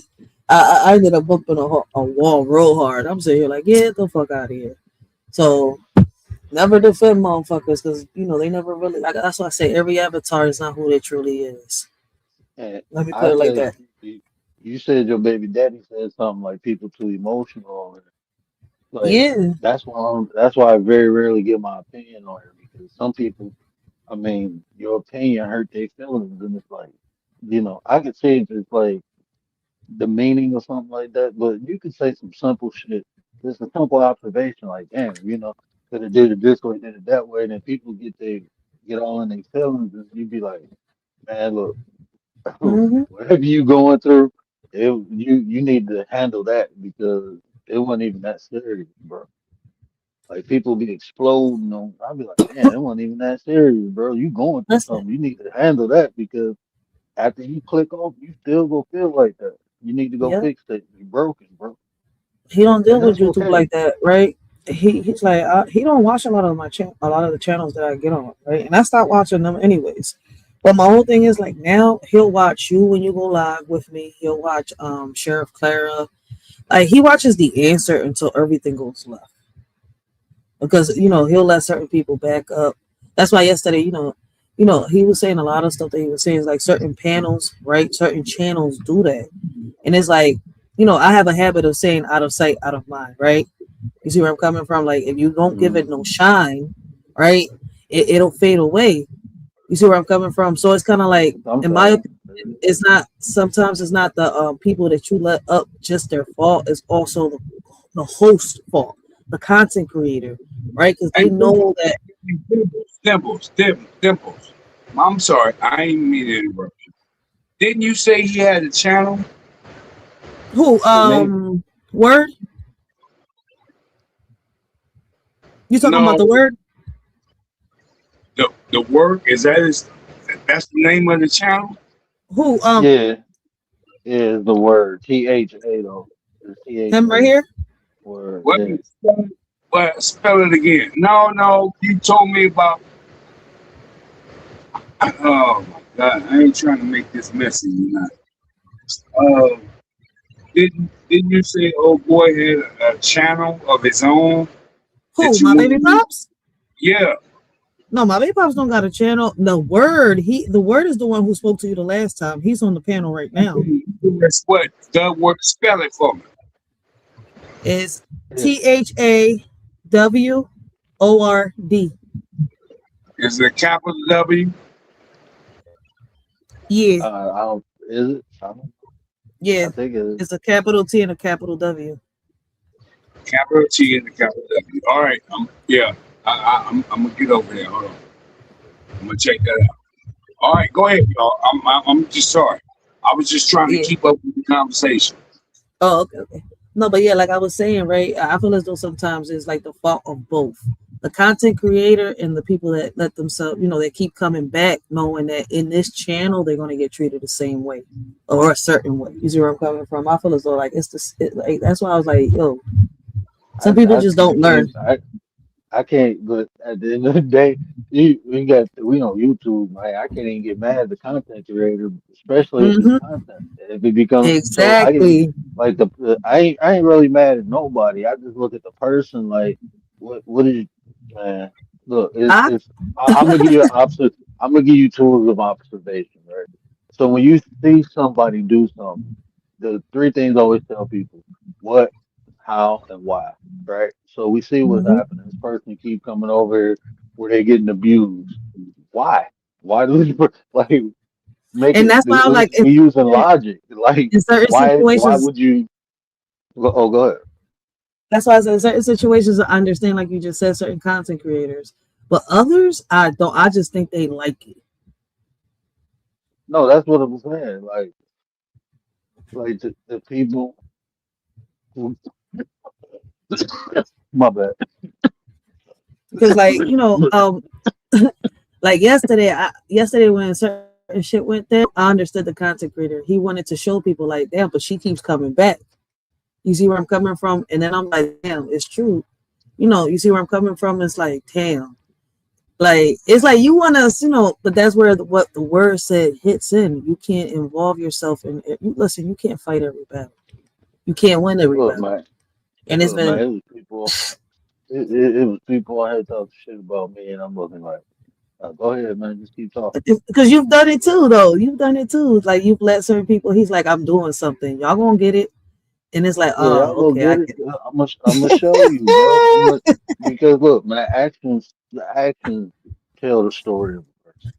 So a lot of times it's just people don't interpret the action. So I'm gonna show you. I'm gonna call it out as it's being done. This is why the Yeah. person's doing it. I'm gonna show you why they're Yep. doing it. It ain't me, Hey, it's them. yesterday I Most kind of people understood. project think about this. Even what you consider right or wrong is the projection of how you feel about something. That's what it is. Your thoughts become most people. I'm just saying a lot of people do not use logic. They run off emotions. How they feel about things become how they think about things. You can't feel bad for everybody on this joint at Yeah. all, yo. You got to think about it twice. Or you fall victim. So people actions only show how they feel on the inside about something. So like you said, somebody calling you a B, you'll get upset. That's because of how you perceive that as disrespect. But it might be somebody else, you call them a B, they'll think like, man, whatever. And that's just how they perceive it. Which one is right, which one is wrong? Neither. You're just talking Facts. about the existence of something. So this is what you learn. Like I always say, you have to learn a person and learn if you can even interact with the person. You really gotta learn. Like, are you with? This is how I always know I'm willing to fuck with somebody. If I can tolerate your bullshit. If I can tolerate your bullshit, I can rock with you. If I can't, Mm-hmm. then I can't fuck with you. That's just it. I want to see your worst self. Let me see that, and if I can rock out with it, then we cool. Yeah, listen, and that's what I do. That's Like, how I am. Yeah, That's what people don't notice. Like, unless I'm on the panel, I'm really quiet because I don't even talk in chats like that. Like, I don't really see the point in like chatting. Sometimes you have to keep writing, and the chats get split apart, and the content creator can't really see it. I don't know if you understand that part, right? So it's like when you talk about the I'm not a panel thought, all right, guys, but where it was the one that broke me out my shell. I had to experience YouTube a little bit to see why I bumped my head the first time. Cut it out. Cut it out. Cut it out. No, he did. Listen, you don't understand, Mr. Oops. Like everybody else, I had to learn my lesson on this bitch. And he was the first one that took me under his wing to teach me how YouTube was. I listen in the beginning, I wouldn't drop the link. I wouldn't go to people's channels. I was just on my channel. I wasn't really roaming around. Like I met the word through somebody's page that I had met through, I think, KB.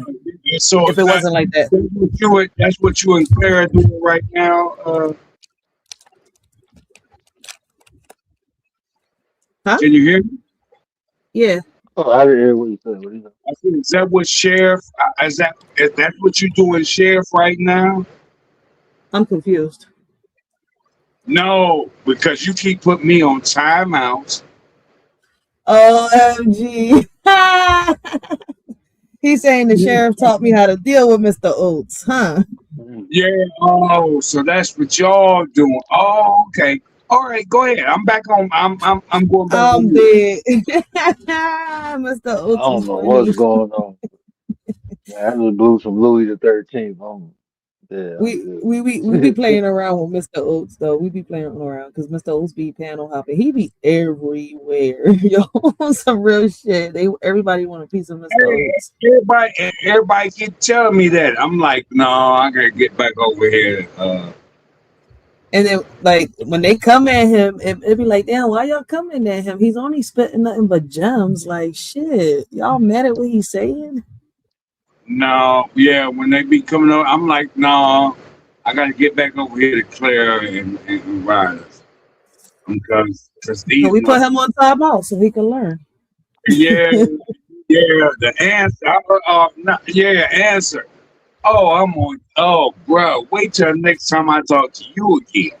You on vacation, remember? Oh, okay. See you, bro. Have a happy vacation. When you come back, I'm gonna be here and it's going down. Blessings, Santino. Happy holidays, Santino. Hope you did everybody have a good Christmas? Or I mean, if you celebrate Christmas, did you have one? Did you have a nice one? Oh yeah, my family, we had a blast. They just left around like 10 o'clock. Everybody just bugged out about 10 o'clock. We got around this Christmas, so don't worry about it. Yeah, I don't know. We celebrated a little different then. I guess we don't do all that holiday. We do it as a holy day. We recognize it. Yeah. We do all that crazy stuff. No, you had a good holiday, right? Same to you, Santino. Yeah, I wasn't trying to bring nothing negative into it, bro. No, when I said I wasn't saying that. No, I thought I got robbed because my daughter got me for more than I was planning on, and my granddaughter damn sure got me. That's what they pulled, man. That's why we had a girl, so they can get it. Yeah. Wait a minute. Hold on 1 second. Just wait. Hold on 1 second. I planned this way, and you planned it a whole nother way. Yeah, I ain't even mad. Like I told you, I was gonna get fat this holiday season. That's how my daughter is, yo. She's taking her dad. All I wanted to do. Go ahead, bro.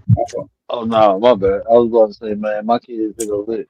One of their birthdays was on the 13th, the other one was on the 22nd, and then they got the day. But the way we celebrate it is from the 18th to the 25th, so they get a gift every day, and then they get like you know, 4 or 5 bills. Oh, Regular. my ninja, you got money. Oh, He said you got I money out there. I ain't gonna say it. I ain't got no money. I wasn't doing no. Listen to me. I told my daughter. She said she wanted a car, just another car, because she already has one. She said she just wanted a car. I was like, okay, yeah, I got you. So I figure I'm gonna take one of the 2 cars that I own already. I'm gonna give it to her. So I got the tires, all new tires, brakes, everything. What else? With an oil change, all that. And the moment I told her, or the moment I showed it to her, she said, "No, I want the other one." That's a female for you. I said, "What do you mean?" And listen. I ain't got no super new cars.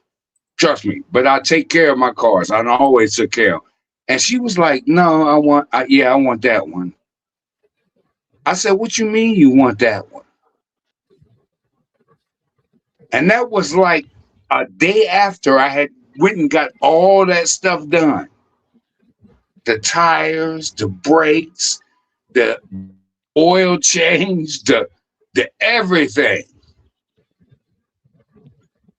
And keep in mind, she lives out of state from me. So I had to put it on the truck to be shipped out there. I'm glad that truck didn't even go out there yet, or hadn't. I said, "Wow, this is some selfish shit right here."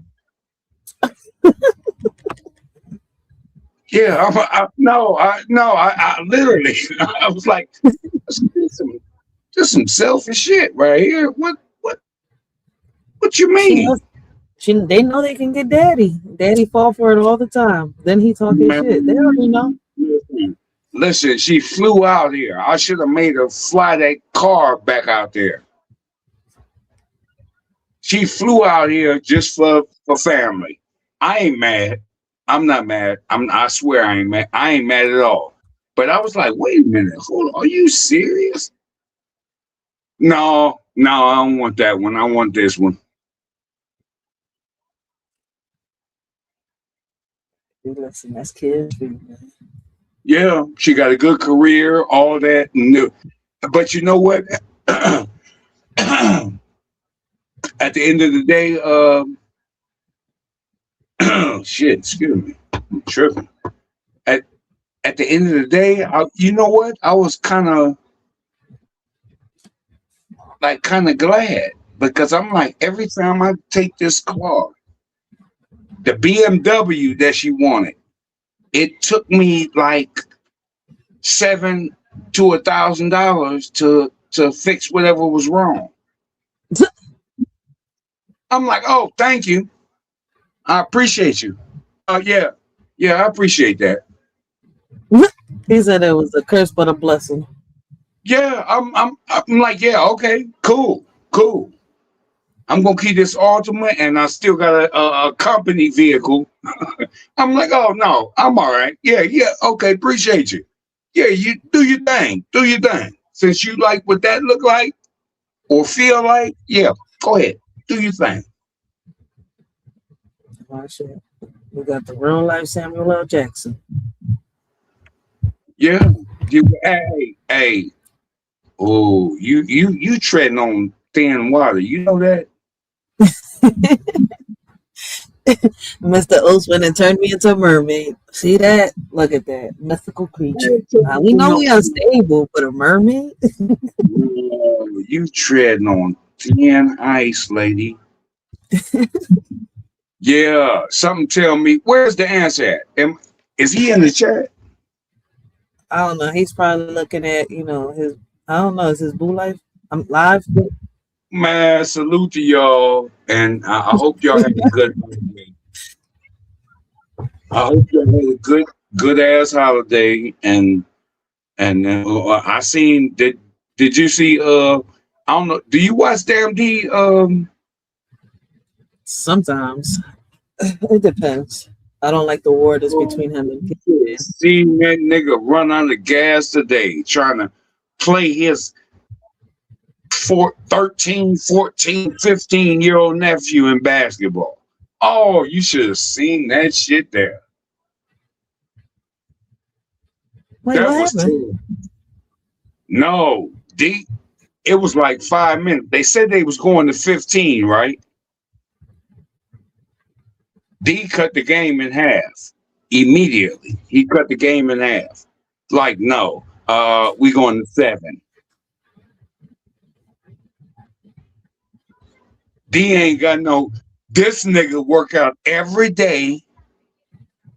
Every day. Oh, he was playing basketball today? Yes. This nigga's gas is completely gone. Look at Mr. Old talking trash about his game. Completely gone. These gas is complete. Don't worry, you'll see it. Just go back over there. Just go back at it. I would have thought this he was good at basketball. He's got the body for it. I thought he was good at that job. I gotta see what you say. Yeah, that was the tomfoolery. Oh shit. Yeah, D was done. I was like, and I put it in the chat too. I'm like, D ain't gonna make it to 14 or 15. I think I said 15. I'm like, he ain't gonna make it to 15. It's not going to slow down. He gonna have to slow down on that alcohol. That's what it is. He didn't make it. He better D. You better do something, nigga. He gotta stop drinking. And the young nigga was playing. I mean, I ain't gonna say young nigga. I'm sorry. Forgive me for saying that, y'all. The young dude, his nephew. I'm assuming because that's what he said in his title. It was his nephew. The nephew was playing in flip-flops. Mr. O's trying to sound like Mr. O just made his nephew sound like he yellow beezy and shit. I can't. No. D beat the nephew. He beat the nephew. Yeah, he beat the nephew. But at the same time, I'm trying to tell you, it didn't. 15 points. D was in D1 Jordans. The nephew had on, and D was already tired. Don't worry, I swear, y'all, go back and watch it. Go back and watch it. It's gonna make you laugh. Like, what? I would have, if I was the nephew, I would have took off the flip flops and just played basketball and fucking No, the nephew didn't do that. And D was still tired. D was exhausted. D, you gotta stop drinking, D. Yeah, okay. You can make me alive about this, D. I don't give a damn. But I seen the game. I seen the actual footage. D not gonna flip you up. That's not a beef channel over here. He's not No. Just in case he want to talk shit. That's what I'm saying. Oh. I was gonna say, I'm like, no, he's not gonna. That's not a beef channel. No, he ain't gonna. No, I ain't gonna think. No, but I'm telling you what I'm saying. I guarantee it's the truth. I gotta see what you say. I gotta see D run out of breath. I can't believe it until I see it. D was out of breath. Oh, you gonna be? D was out of breath immediately. Yeah, let me tie my shoes up. Let me try. He was trying to. Oh my God, D. This was a. I gotta go see this. But no, I haven't seen it. No, just go over there and check it out, and you're gonna see and you're gonna be like, damn, Mr. Oates was right. Now I watch him on when he brings, like he talks about celebrities and stuff like that, the gossip, what's going on, in Hollywood and shit like that. But other than that, No. I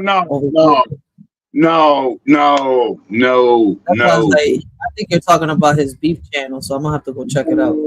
No, this is it was either 2.0 or 4.0. Oh, Damn, his other channel. And it's still part of his beef channels, I think. Yes, I watched Damn D. But no, he wasn't beefing with nobody. It was just a Christmas. Look, go to Damn D and see. I don't know if you get the notifications or not.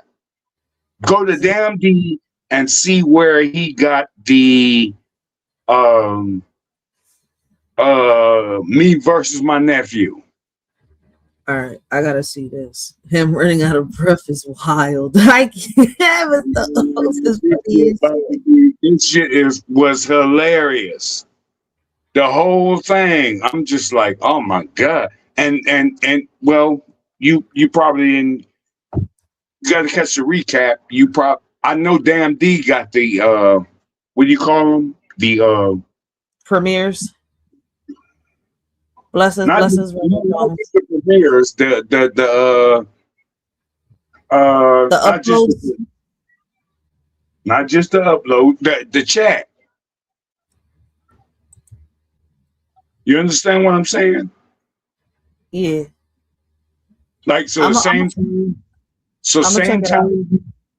time. Yeah, I know he can. I know he can get them. I don't know how to do that yet.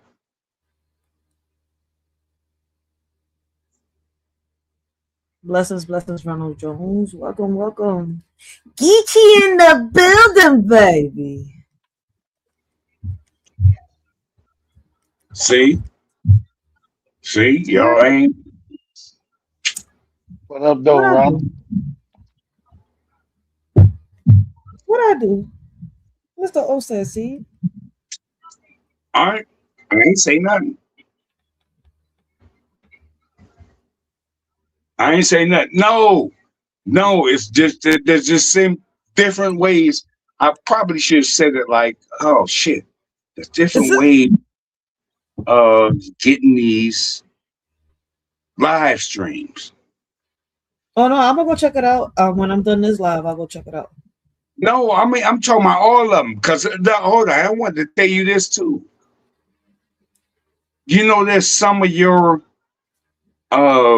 shorts, I can't even comment on them. Oh, I gotta check it. I'll fix that on the studio. But yeah, I can't even comment on them. Like to give you a positive, I can give you a like, but I can't give you a positive comment or even type nothing in there because it won't let me in.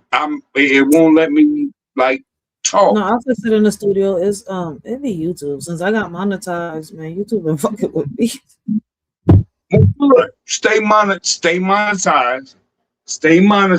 I'll figure it out later on. I gotta fix. I know what it is. I don't know why it does that certain videos because none of my poetry is for minors. No, some of them, I'm telling you, I keep hitting comment. Yeah, it turns off my comments and it rates my thing not for minors, but it's already rated for not minors. None of my poetry should. It won't let me say nothing. I'm like comment. Hey, hold on. Okay, let me take a break for a minute. Comment.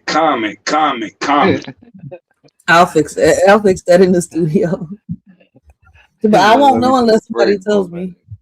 Hey, no, some of my videos like that too. I don't know why. I go through it and it says it's open for comment, but for some reason, yeah, some of my videos do that. Right. Okay, I got you. Listen. Most of the time when I'm hitting it, because it's I don't know. You don't play video. You don't play games, do you? Video games? Nah, I can't stand video games. Hell no.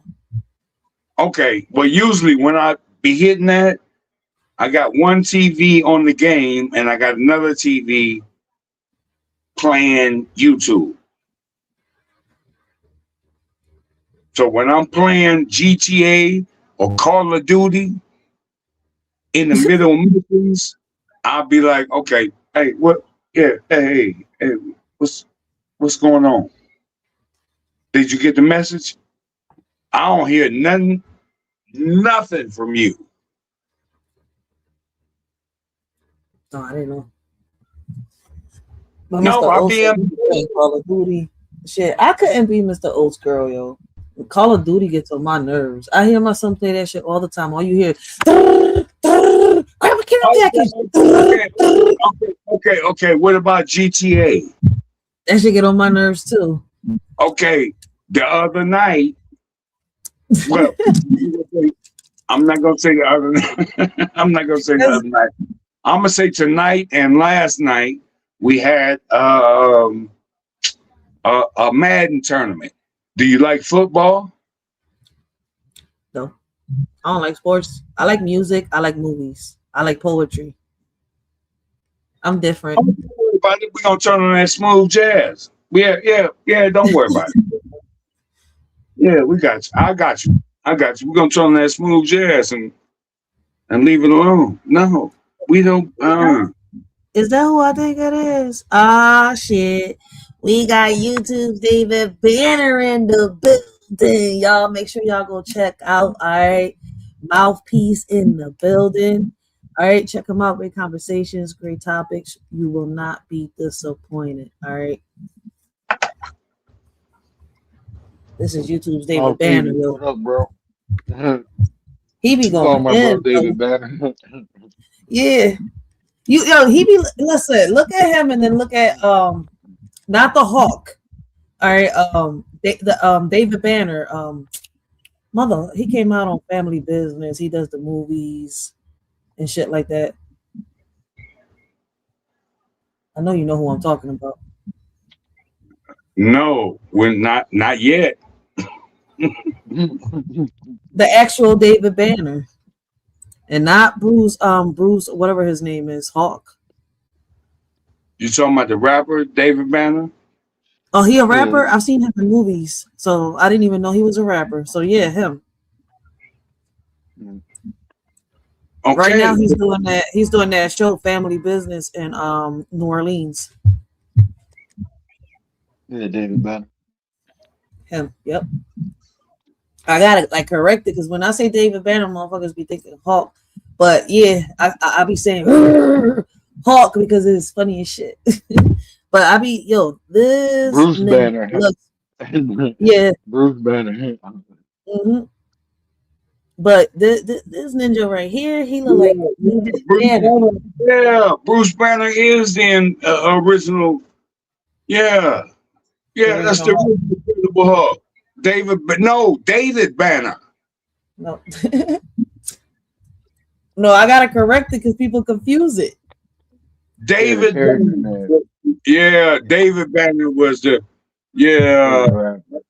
was the original one. David Banner. That's what look like. You don't want to see me talking to a hawk. You wouldn't like me. You wouldn't like me when I'm a hawk. Merry Christmas to your family too, Mouthpiece. Yeah, then his eyes change colors and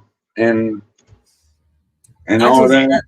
I just got done watching the new Hawk movie. Well, it's not really new, but the one with the red hawk in it. I can't wait for them to come out with the other ones. Wait a minute, what's the red? That's the new Captain America movie when the Falcon took over as Captain America. Yeah. Mm-hmm. That's he got the name right. Yep, he got the name right. Well, Harrison Ford played the president that turned to the Red Hawk. Wait a minute. Wait a minute. Let me ask a question real quick, and y'all can get back to y'all's programming. Did you say? Wait a minute. Who'd you say is playing in that movie? Harrison Ford. Harrison Ford. All right. Harrison Ford, like 96. Man, I'm telling you. Okay. He turns into Hawk. Yeah, you think about Clint Eastwood. That old. Yeah, he's almost 100. But Harrison Ford actually played the Red Hawk, bro. He played it. Yeah. Oh no, they figured out a way to get him some more money. They figured out a way to get Thomas and Ford some more money. Ain't that the original Indiana Jones? Harrison, yeah. Yes, man. Cut it out, man. Think about how long that was. Bro, pull that up. Pull up the poster for it, right? Man, But, Captain America with Red Dawn or New Dawn or something like that. wait a minute. I swear I haven't heard of even this. I haven't even heard of this. And you said Thomas and Ford, the original Ivy Jones, or whatever his motherfucking name was, Indiana Jones. That's what it was. Only thing you gotta do is type in Harrison Ford and just look at the movies. Come on, sure, right there. Come on. Hey, Hollywood, y'all tripping. Y'all tripping. Yeah, Hollywood, y'all tripping. Never mind. I'm gonna just get all the way off that. Go ahead, bro. I swear I hadn't heard of that. Yeah, bro. Indiana Jones as the new wait a minute, hold on. What's the newest movie you said? It was the Captain America movie. Captain America, the newest Captain America movie. Y'all got Indiana Jones in this motherfucker. yeah, look, I got something I could play as a trade. Wait, hold on, Mr. Oaks. I got something I can play so you can see. Give me 1 second.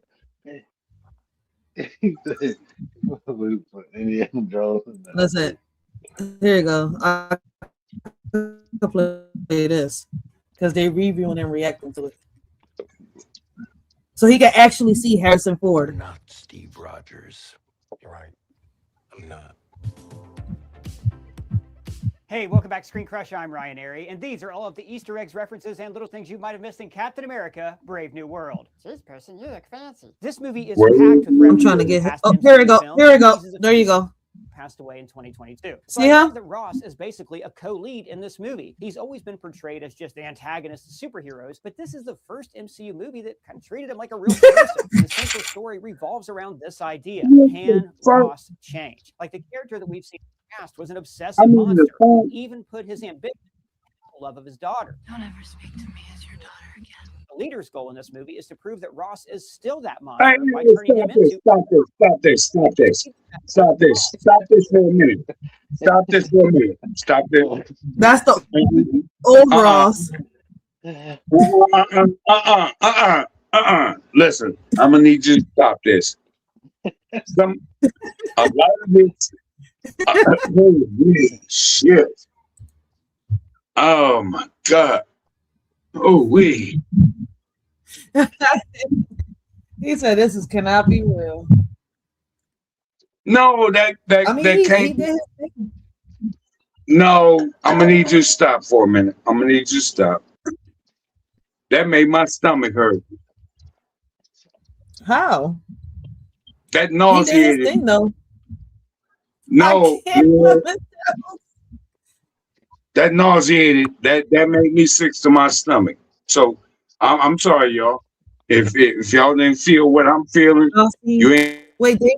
No, that was. Hold on, Mr. Oaks. Dave Chappelle has a new stand-up comedy. That's what's got to be on Netflix, don't it? Yeah. It's got to be. I might have to go check it out. I didn't even know he had a new comedy. All right, you gotta stop that. That's why I said no. You gotta stop this right now. Wait, what? I gotta stop. I ain't doing nothing wrong. Right now. Well, who is playing it? Look at you. You see that little giggle you had going? You see that? OMG. Oh my God. Now you gonna go. Never mind.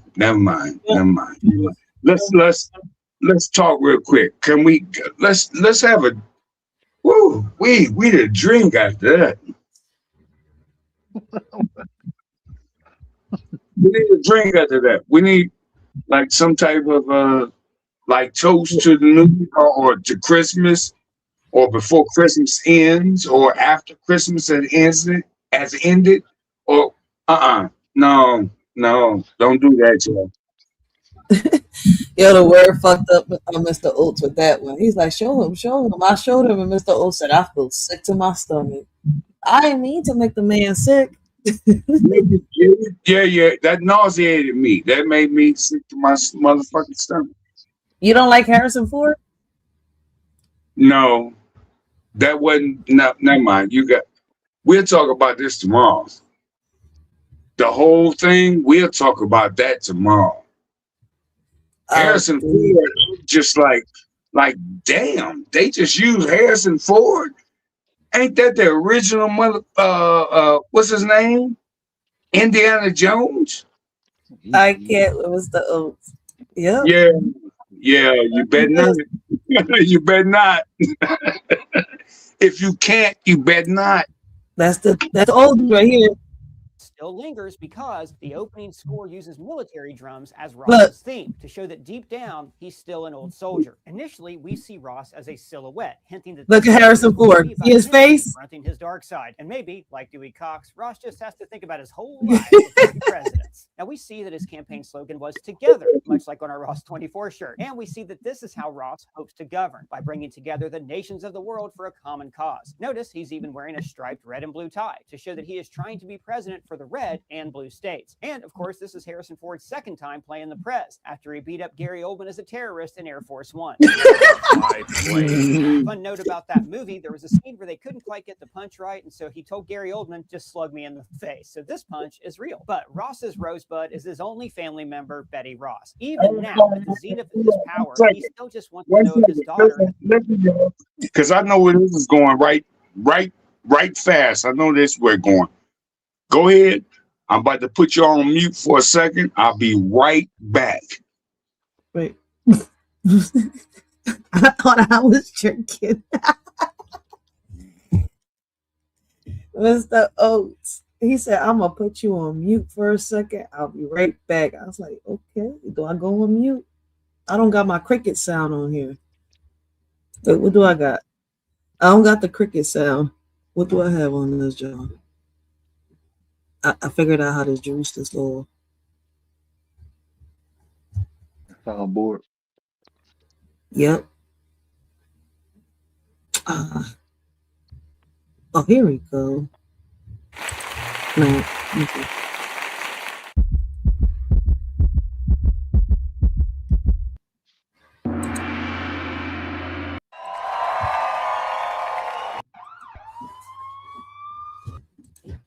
Hey, look, I knew.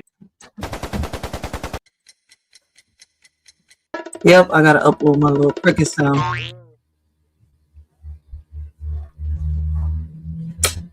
That sucks. But Mr. OC, it's okay. You just gotta embrace the new changes. Bother to reach out to him. So in his first speech, he makes an appeal to restore normalcy to the nation. He recounts the events of Infinity War and Endgame when everybody blipped away for 5 years. And then he catches us up on the ending of the Eternals that we talked about earlier. Then we get a news montage that gives the audience a ton of exposition. Like, guys, MCU movies have always done this, even Guardians of the Galaxy.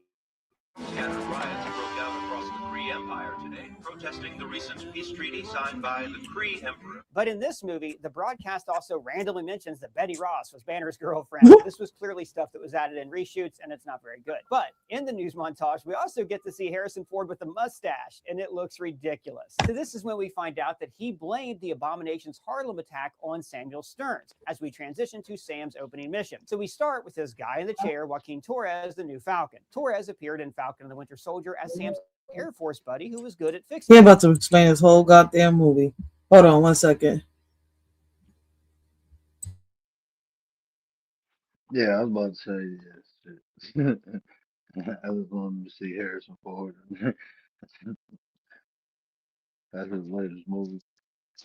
But let me get my butt off here, man. I gotta get up in the morning and run around with these kids. Everybody okay up here? Everybody okay? Oh yeah, good. I'm about to crash, bro. I appreciate you, Rich, for letting me pop up. Man, shout out to you, Mr. O. Shout out to everybody in the chat. Appreciate it. Shout out to you, bro. Is you all right? It sounds like you're a little I'm taking my ass to sleep, bro. I'm about to take my ass to sleep, bro. No, I'm always like this. Hey, people tune in to me late at night to go to sleep, bro. They say I'm better than NyQuil, man. I put them to sleep. Where did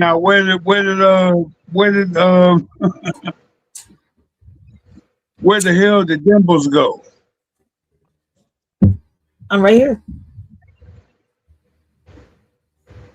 Oh, all right. What carry on? He said, "Carry on." Yeah, I'm about to finish saying what I was going to say earlier with my topic, and I'm gonna end this, John. But yeah, man, listen, we gotta keep speaking on reclaiming. All right, guys. Like that's why I was saying everything that I was saying earlier, right? Like I'm gonna put it like this, right? There are so many things we wish we could change all at once. The way people communicate, the way families function, the way kids are treated, the way mental health is ignored, and the way that trauma gets passed down like it's a family heirloom. But we can't fix everything in one sweep. We can't heal generations overnight. We can't rewrite patterns, right, in a single conversation. Change doesn't work like that at all. It happens one step at a time, one moment of awareness at a time, one uncomfortable truth at a time. And that's why these conversations matter. They're the steps, right? And I'm not speaking from a pedestal. I'm not speaking as someone who thinks they've mastered everything. I'm speaking, as someone who has lived through the imbalance, the chaos, the confusion, the silence, the generational habits that didn't serve me. Right? I use myself as an example because I'm not afraid to admit where I came from, what I had to unlearn, and how much work it took to break cycles instead of repeating them. I'm not perfect, right? But how can I say, intentional? And that's what I want people to understand. Awareness doesn't make you better, all right, than anyone. It just makes you responsible. All right. And that's my own way of saying it. And it's no different from what the word was saying earlier, and he constantly says on his panel. Right. When I talk about good parents and harmful parents, I'm talking about the behavior, not the worth. Right. I'm talking about the difference between raising a child with guidance versus raising a child with fear. I'm talking about the difference between, nurturing a child's identity versus trying to control it. I'm talking about the differences between protecting your child's emotional world versus projecting your pain onto them. And I say this because, I've seen both sides. The side that, the side that wounds and the side that heals. And sometimes both sides exist in the same person. And before I continue, man, I got to give a big shout out to the word. All right. Make sure y'all go check out the word. Great conversations, great topics. Give me 1 second, guys.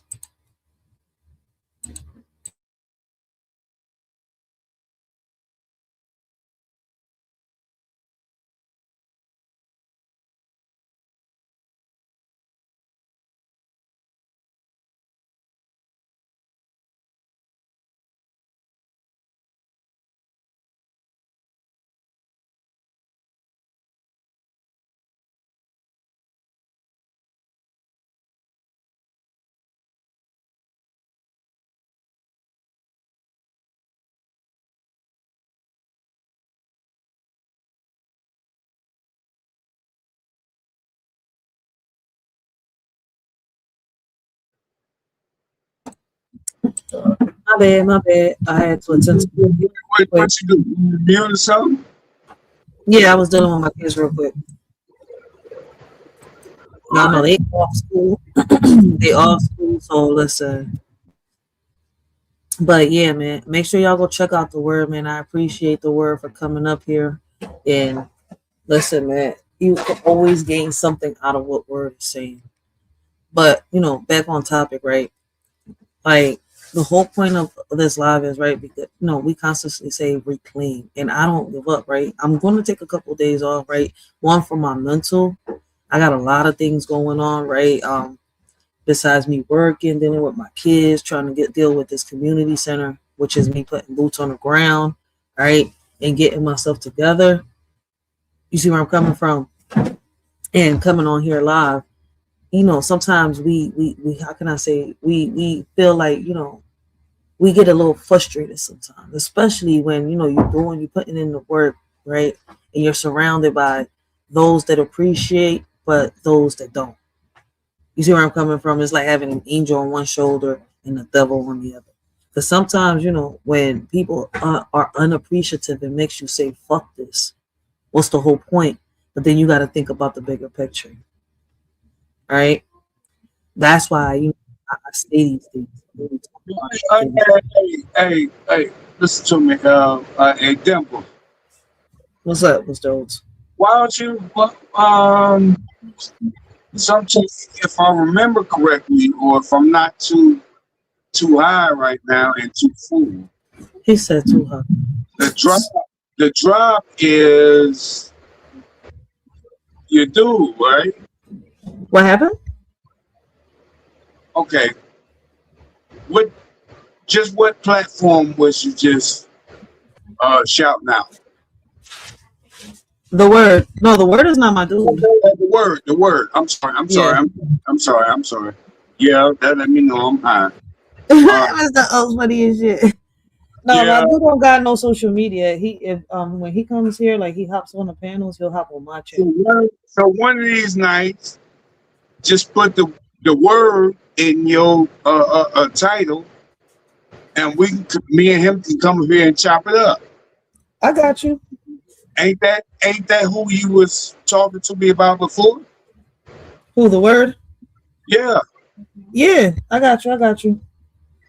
Yeah. So we can come up here if you ain't got time to do it or go live. We can sit up here and see match wits, as they say. Mm-hmm. That's a fact. I got you, Mr. Oates.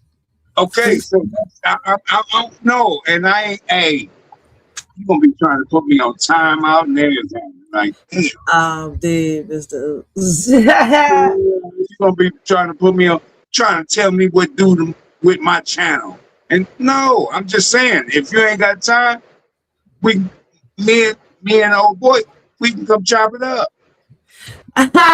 You was watching heavy on Come Get the Smoke with Yaya, huh? He was like, he was watching the chat and he was watching the live. All in the bushes in the cut. He's like, oh my damn, wait, when did I was typing that? Yeah. Oh my goodness. See what I'm saying? That's never mind. Mr. Old funny and shit. He on like popcorn. If it sounds like a good idea, just let me know. Oh, you got to put me in your chat. I mean, in your title. So I got you. I know to get over here.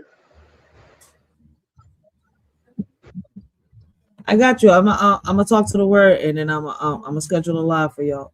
You gonna talk to the who? To the word, and I'm gonna schedule a live for y'all. All right. I got you. All right. That's what's happening. Go ahead, do your thing, man. Facts. All right, but listen, back on topic, guys. Listen, right? Because I really want to put this out here since I'm gonna be a couple of days off, right? And I'm just gonna be uploading videos and uploading shorts, right? I'm just gonna put this out here. Listen, a lot of us weren't taught how to parent, all right, in a healthy way. We were taught, survival, right? Not emotional intelligence. We were taught obedience, not, how can I say, communication. We were taught silence, not expression. And when you grow up like that, you don't even realize how much of it you carry into adulthood until you're raising your own kids. That's why I say we have to take it one step at a time, because healing your inner child while raising your actual child is a journey, right? It's messy, it's humbling, and it's real. And it requires honesty with yourself first, right? And a lot of us forget that. Listen, using myself as an example means acknowledging the moments where I had to stop and say, hold up, this isn't healthy. This isn't who I want to be. This isn't what I want to pass down. It means admitting that I had to learn new tools, new language, new ways of showing up, right? It means recognizing that I had to break habits that didn't belong to me, right? But were handed to me. And that's the part people talk about. How can I say? People don't talk about enough. The courage it takes to choose differently, the courage it takes to parent with intention instead of, autopilot. A lot of us carry ourselves with emotions, like the word says a lot on his channel. Like my fiance said yesterday on Answers channel, right? So when I say this, right? When I say this, the world is yin and yang. I'm saying we all have both sides inside of us, right? We have the potential to heal or to harm, to repeat or to repair, to stay stuck or to grow. And it's crazy if you pay attention to what Mr. Oates talks, right? When Mr. Oates talks in different panels, right? When like he's on point, like when there's not a lot of people on the panel, he's having a civil conversation when it's one-on-one, or maybe 2 to 3, 2 people, it's him and 2 other people on a panel. You can actually hear Mr. Oates when the people are not cutting nobody off and nobody's over talking nobody. He says the same shit in his own way. All right. So once again, like, how can I say it? But like, listen, the difference comes down to awareness, accountability, and willingness. We can't change everything at once, but we can change ourselves step by step. We can raise our kids with more clarity than we were given. We can build healthier homes than the ones, we grew up in.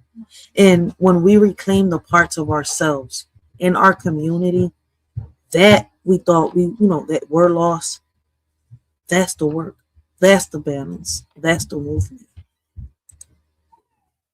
All right, guys. Like, listen, I've been on so many panels where I've seen people, all right, bleed on top of people that, didn't deserve it.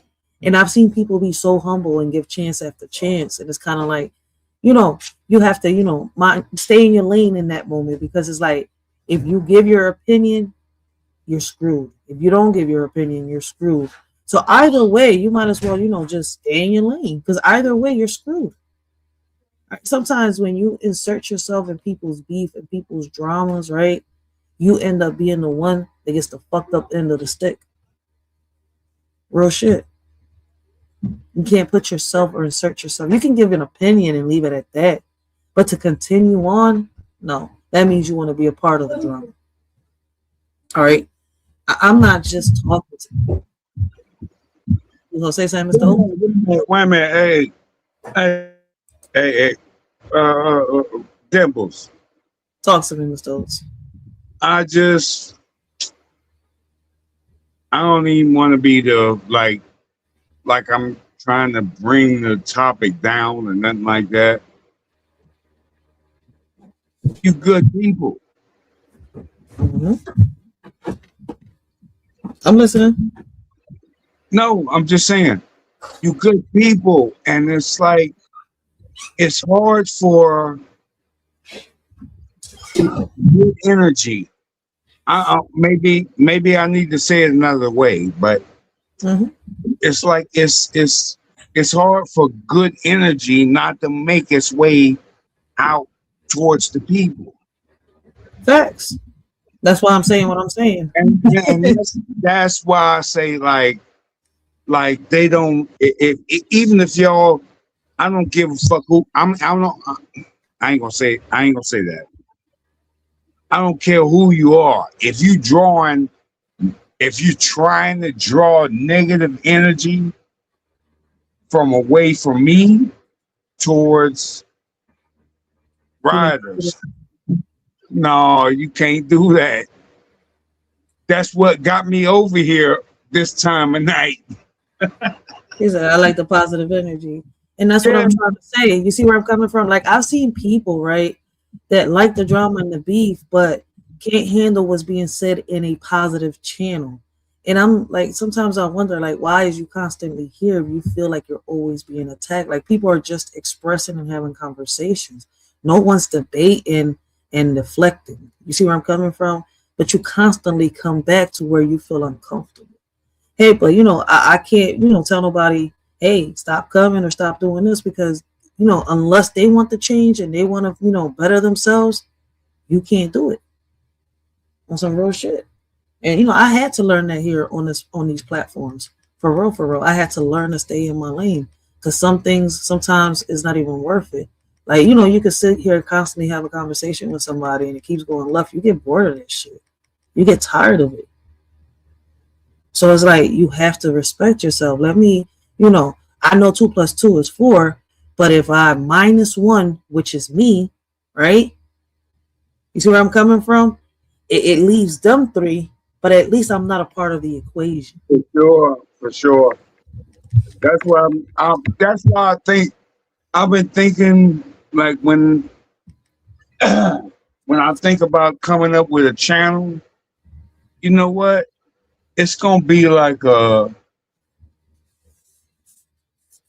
midnight go to sleep channel. I'm dead. No, I'm serious. It's gonna be like the way you for said it was funny. all of us that pretty much vibe on the same like frequency, say so to speak. You It's want to just have like a ladies gentleman's night type thing. Yeah, we going to sleep. We going to sleep. I'm dead.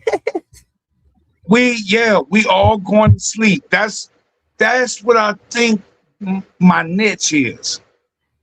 Like, no, we going to sleep. We ain't yet. We gonna play a little smooth jazz. You know, we gonna kick it. We gonna talk a little bit, and then you know what? We going to sleep. So y'all think about that, and let me know, cause I still ain't got no channel yet. Okay, but let me know what y'all think about that. That's a real shit, man. The new year is coming, 2026. All right, don't think I'm slipping. Y'all don't think. Hey, don't think Mr. O slipping. All right. So think about that, or at least just throw some out there. Just throw some out there. Like, yeah, I think Mr. Oates would.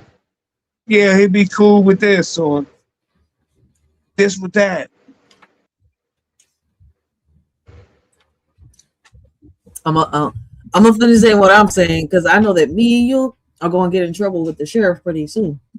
I'm blue. I'm supposed to be security. Oh, you know we in trouble with the sheriff. You know we in trouble.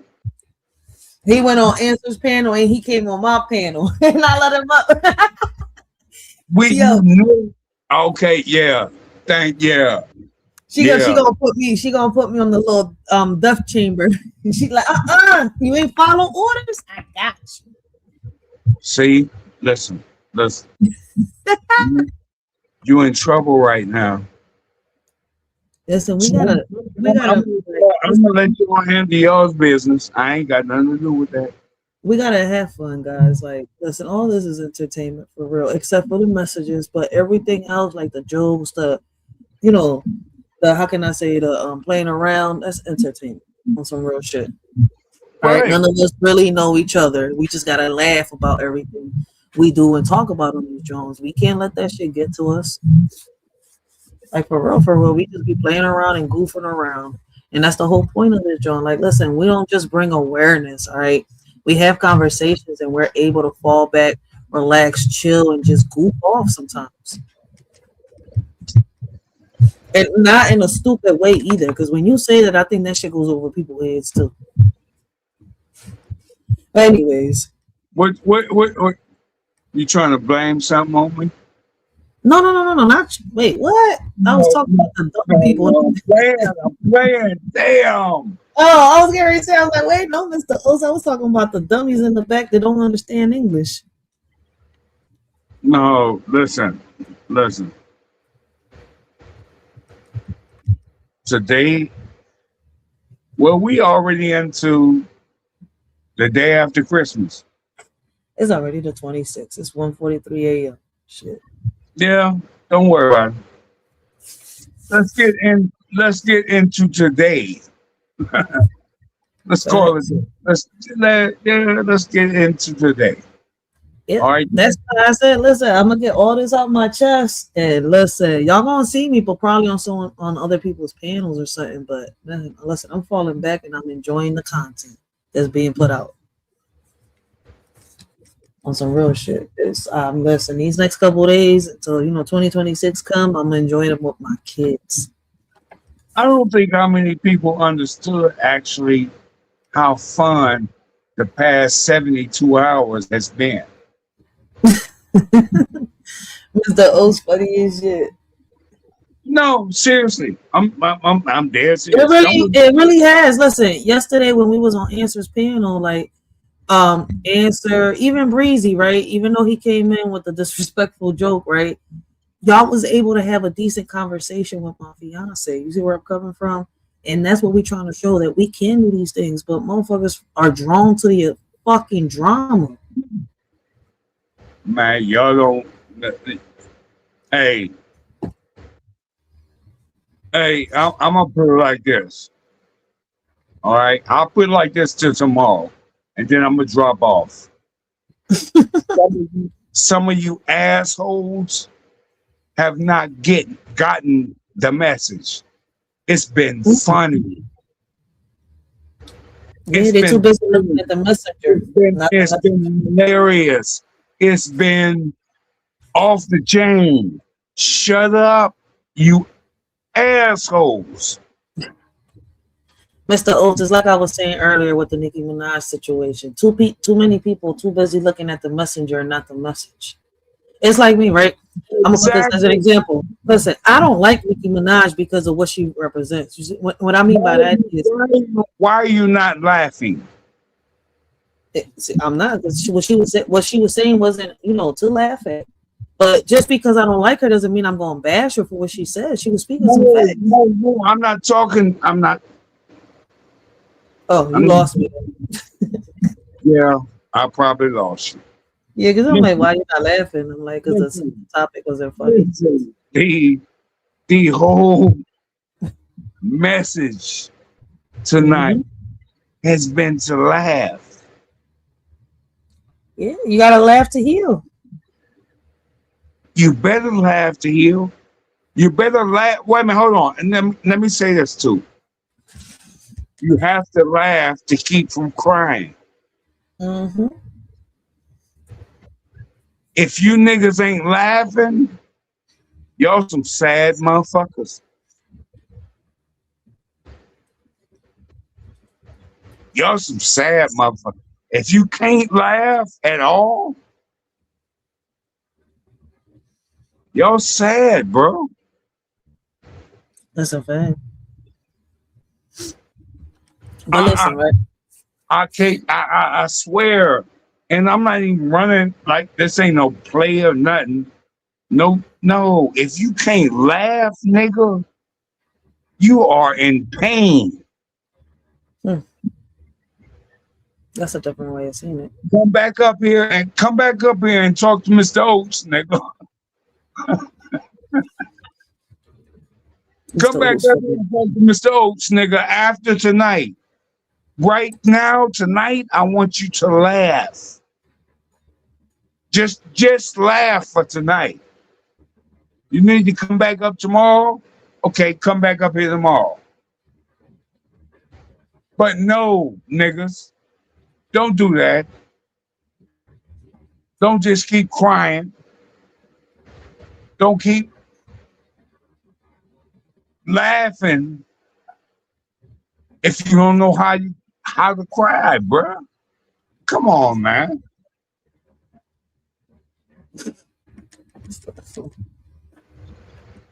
Does anybody, hold on. Does anybody feel me? Or am I just tripping? No, you're not tripping. People be too emotional on this app. No, yeah, nigga. Laugh tonight. Just laugh tonight, nigga. I'll come up here tomorrow. All right, Mr. Oates. I appreciate you, Mr. Oates. Shout out to Mr. Oates, y'all. Like I told y'all, man, if y'all want to catch him, when I open the panel, he does pop up. Make sure y'all go check him out on Dish and Dirt. He does pop up on Sheriff Clara. All right, and he pops up. Abusive ass Clara.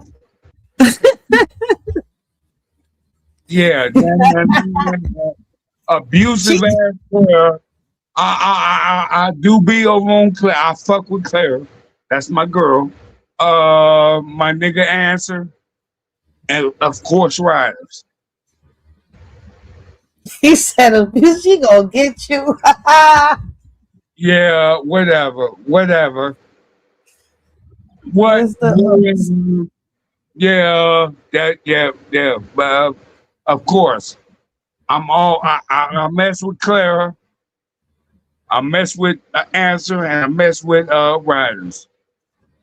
Mr. O's funny as shit. For sure. I mess with it's a couple more people, but I mess with these 3 people right here. For sure. Oh man, I didn't know you knew the passer. I love watching the passer. Double Speaks. I didn't know you knew Double Speaks. I love watching him.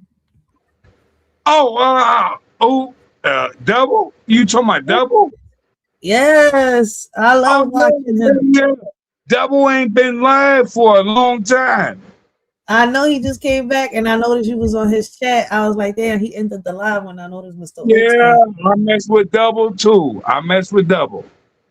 I was like, yo, I love Double. Yeah, add that to it. I mess with Double. I was so hyped. I'm like, I love listening. Wait a minute. Salute to Pastor Speaks. Yep. The trap passer. Passer.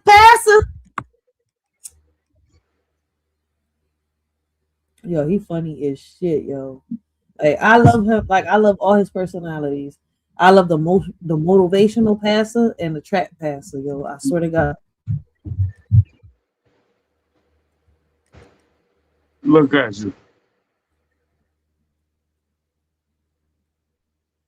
Look at you. Double Speaks funny as shit. That's YouTube's Dr. Doolittle. He be speaking to animals and shit.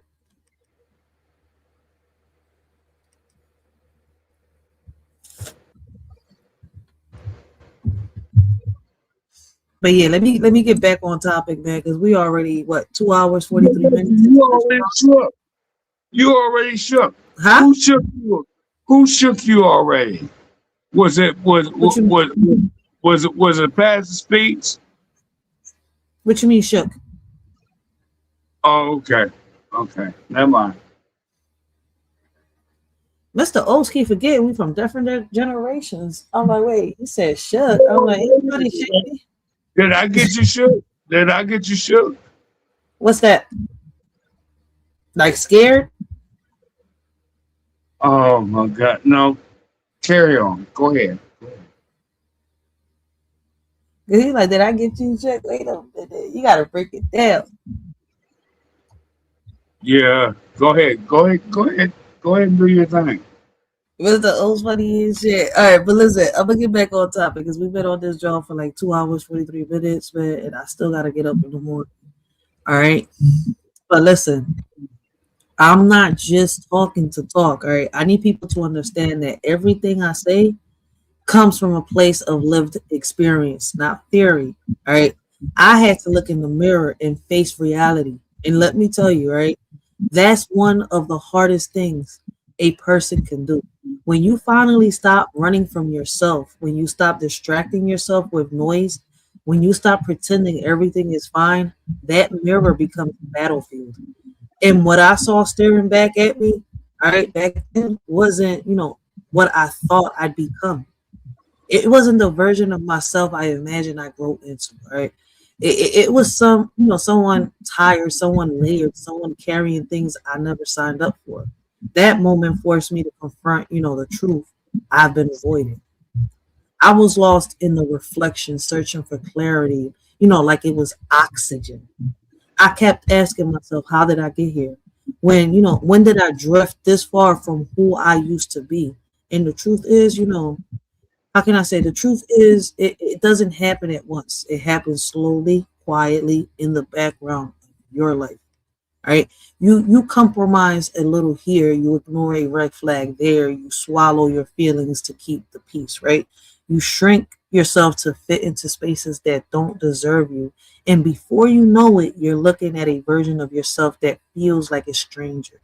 That's when you realize clarity isn't something you find, it's something you fight for, right?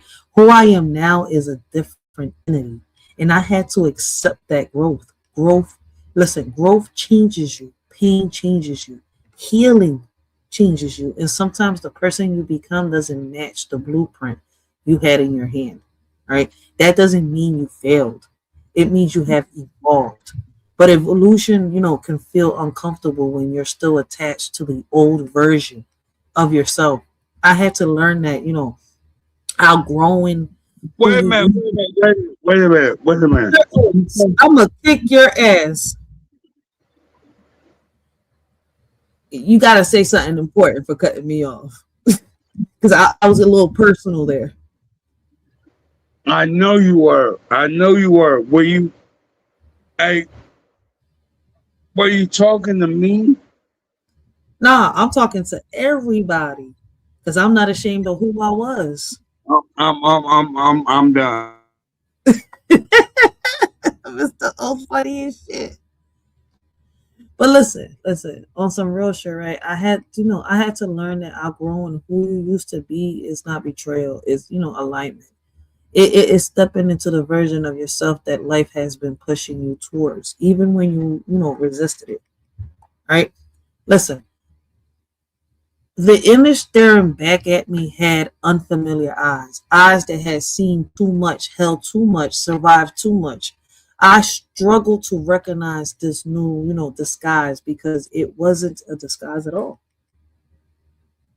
Listen to what I'm saying, all right? It was the truth I had been avoiding, all right? It was the, how can I say, the accumulation of every moment I stayed silent when I should have spoken.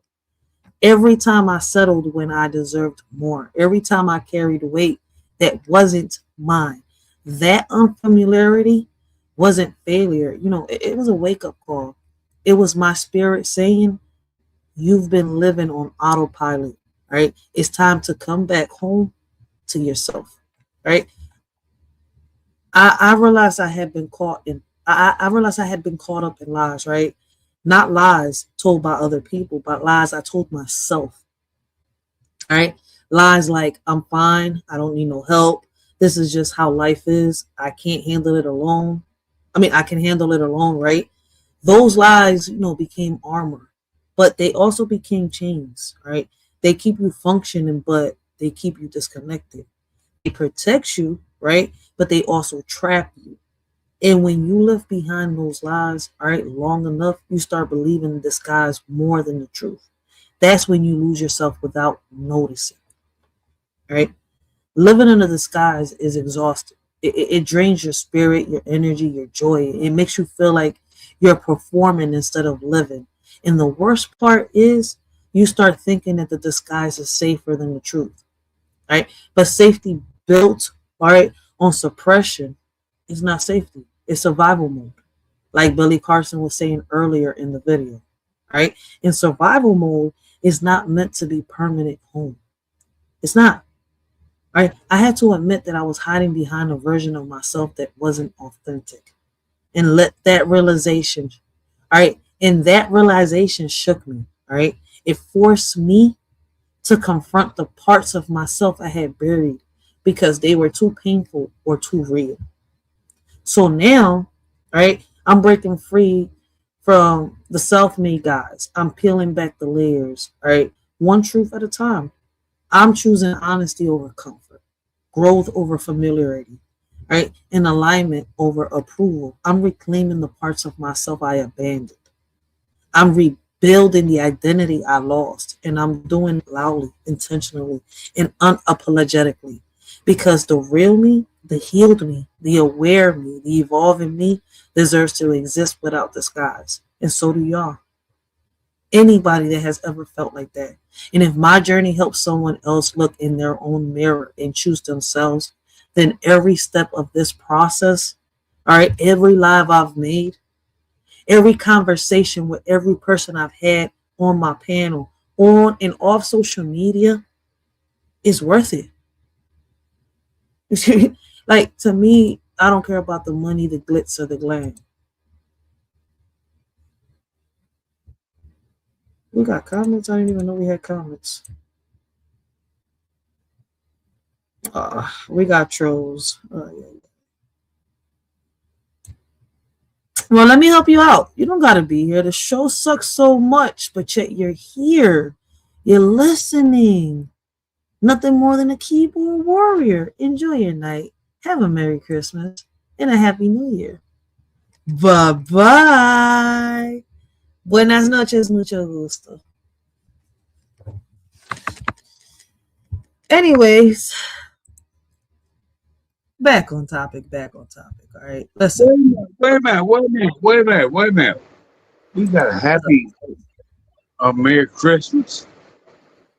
I said Merry Christmas and Happy New Year's. To who? I don't know, to whoever the fuck I just banned. To band? I said to whoever I just banned. Oh. They were so bored and the show sucks that you don't gotta be here. Let me help you. All right. Just make sure the doorknob doesn't hit you with a good Lord split you. Bye-bye in my Candyman voice. All right. Real shit. Okay, y'all. Okay.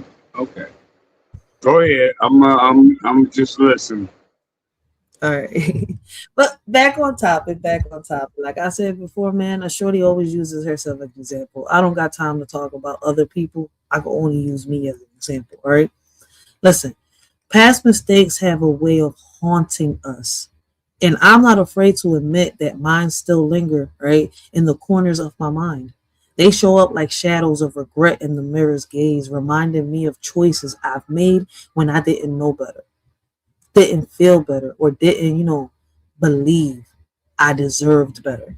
And even though I can't, seem to forget some of those moments, I refuse to let them define me.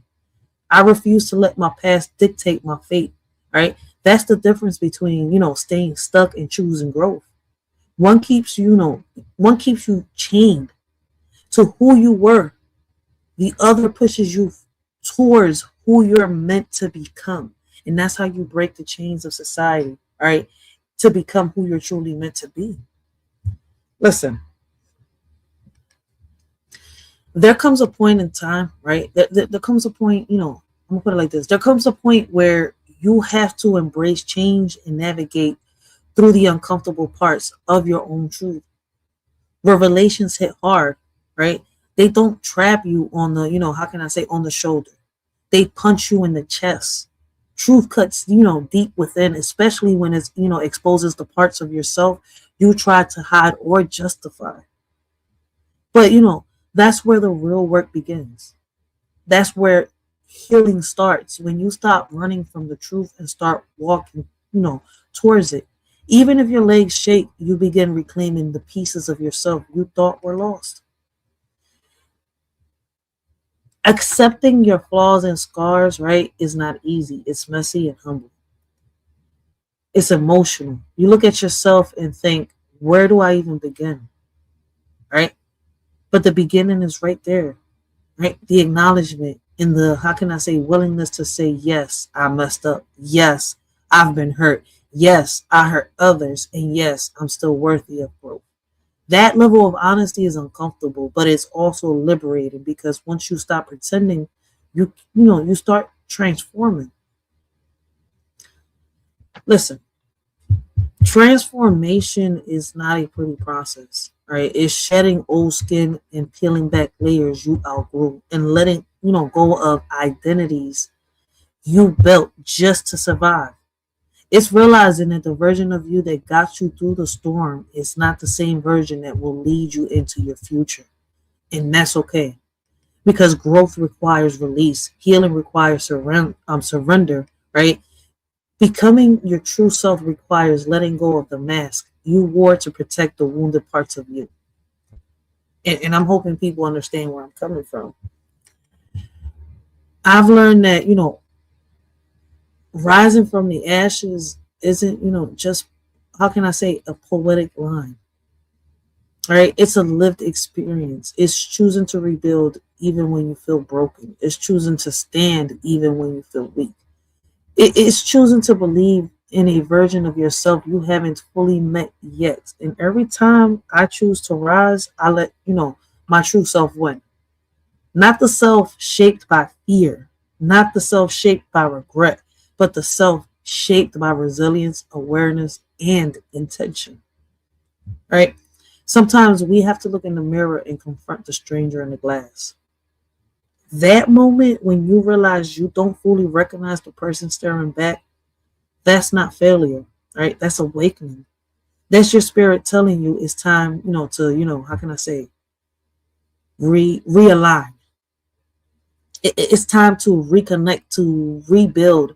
The stranger in the mirror isn't your enemy. It's the version of you waiting to be understood, forgiven, and transformed. So today, right, like I've done time after time, I'm choosing to face myself with honesty instead of fear.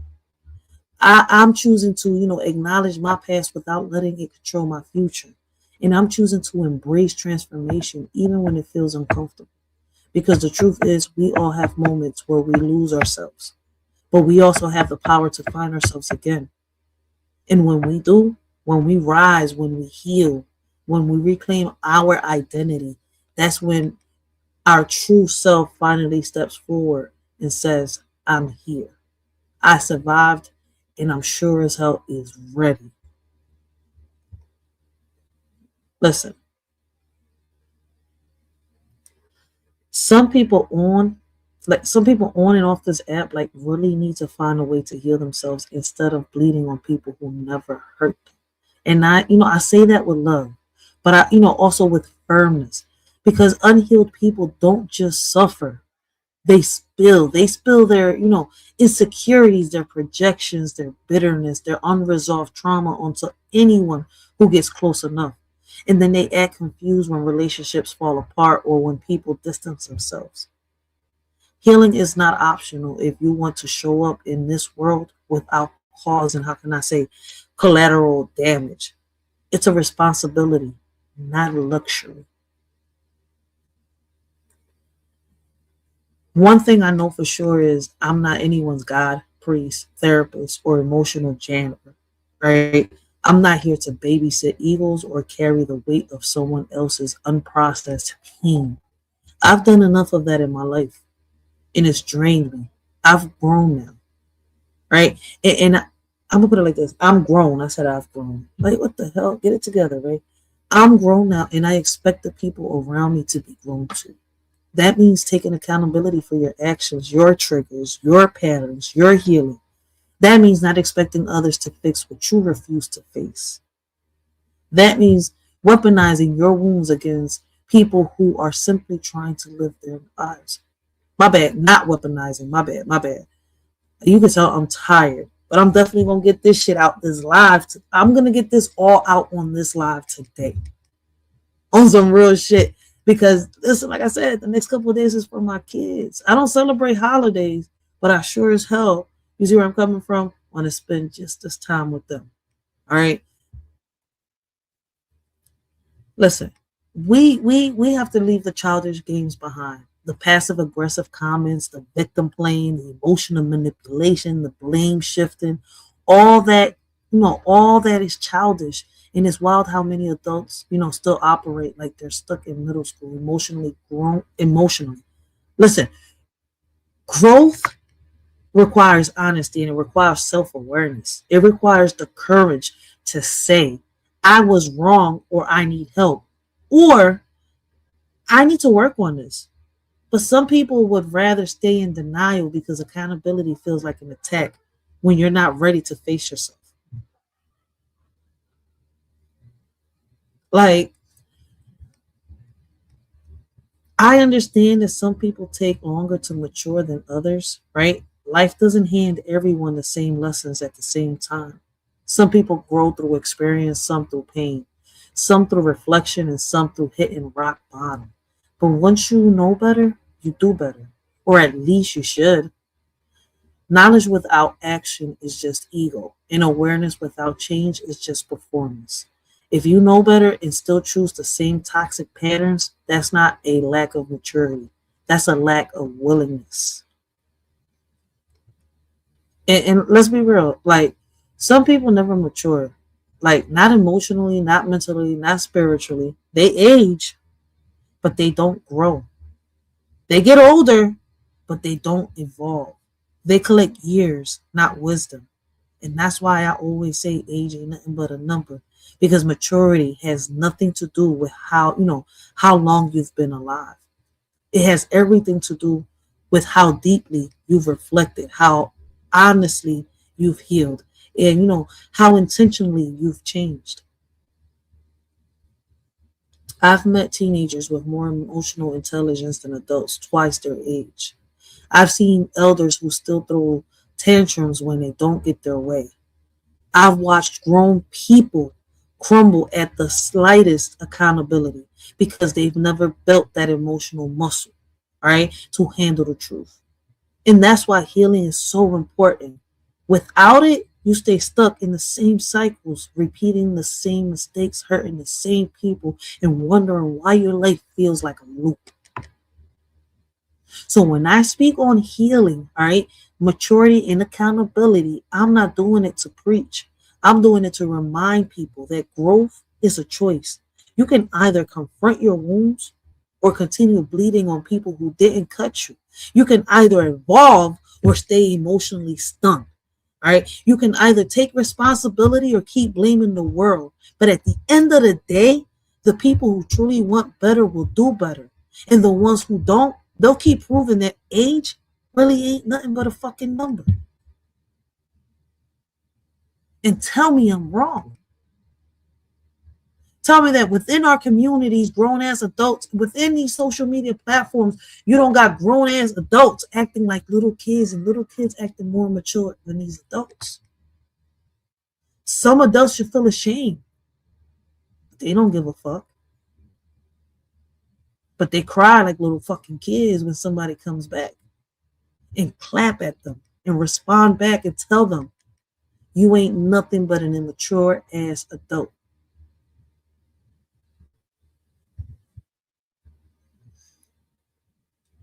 All right. Like sometimes we really think that we're okay. We convince ourselves that the people who say I love you are actually standing beside us, supporting us, protecting us, rooting for us. We take their words at face value because we want to believe in loyalty and connections and the idea that love automatically means safety. But life has a way, of revealing the truth in moments we least expect. And when the truth hits, it hits hard. Not because we are weak, but because we trust it with an open heart. We think that, we think the ones closest to us would never be the ones to hurt us. We think the people who say they care would never be the ones to betray. But sometimes the deepest wounds come from the hands we held the tightest. And when you finally see what it really is, when the mask falls off, when the intentions become clear, when the loyalty you believed in turns out to be an illusion, it shakes you. It makes you question everything you thought you knew about love, trust, and connection. What hurts the most, right, is not the betrayal itself, but the fact that it came from people you thought you could trust. People you defended, people you protected, people you gave the benefit of the doubt. People you would have gone to war for. That's the kind of pain that doesn't just bruise, right? It breaks something inside of you. It makes you, look at yourself differently. It makes you wonder how you didn't see it sooner. How you missed the signs. How you allowed yourself to believe in something that wasn't real, right? And here's the part that we don't talk about enough. When you're hurting like that, when you're carrying betrayal in your chest, you can end up hurting others without meaning to. Pain has a way of spilling over. It makes you guarded, reactive, distant, or defensive. It makes you push away people who actually care because you're afraid of being blindsided again. It makes you build walls so high that even the right people can't climb them. And then you look around and realize you're bleeding on people who didn't cut you. That's why awareness is so important. Because if you don't recognize where the hurt is coming from, you'll misplace it. You'll lash out at the wrong people. You'll sabotage connections that weren't, that were meant to heal you. You'll confuse protection with isolation, and you'll start believing that everyone is out to hurt you, when really you're still carrying the wounds from the ones who already did.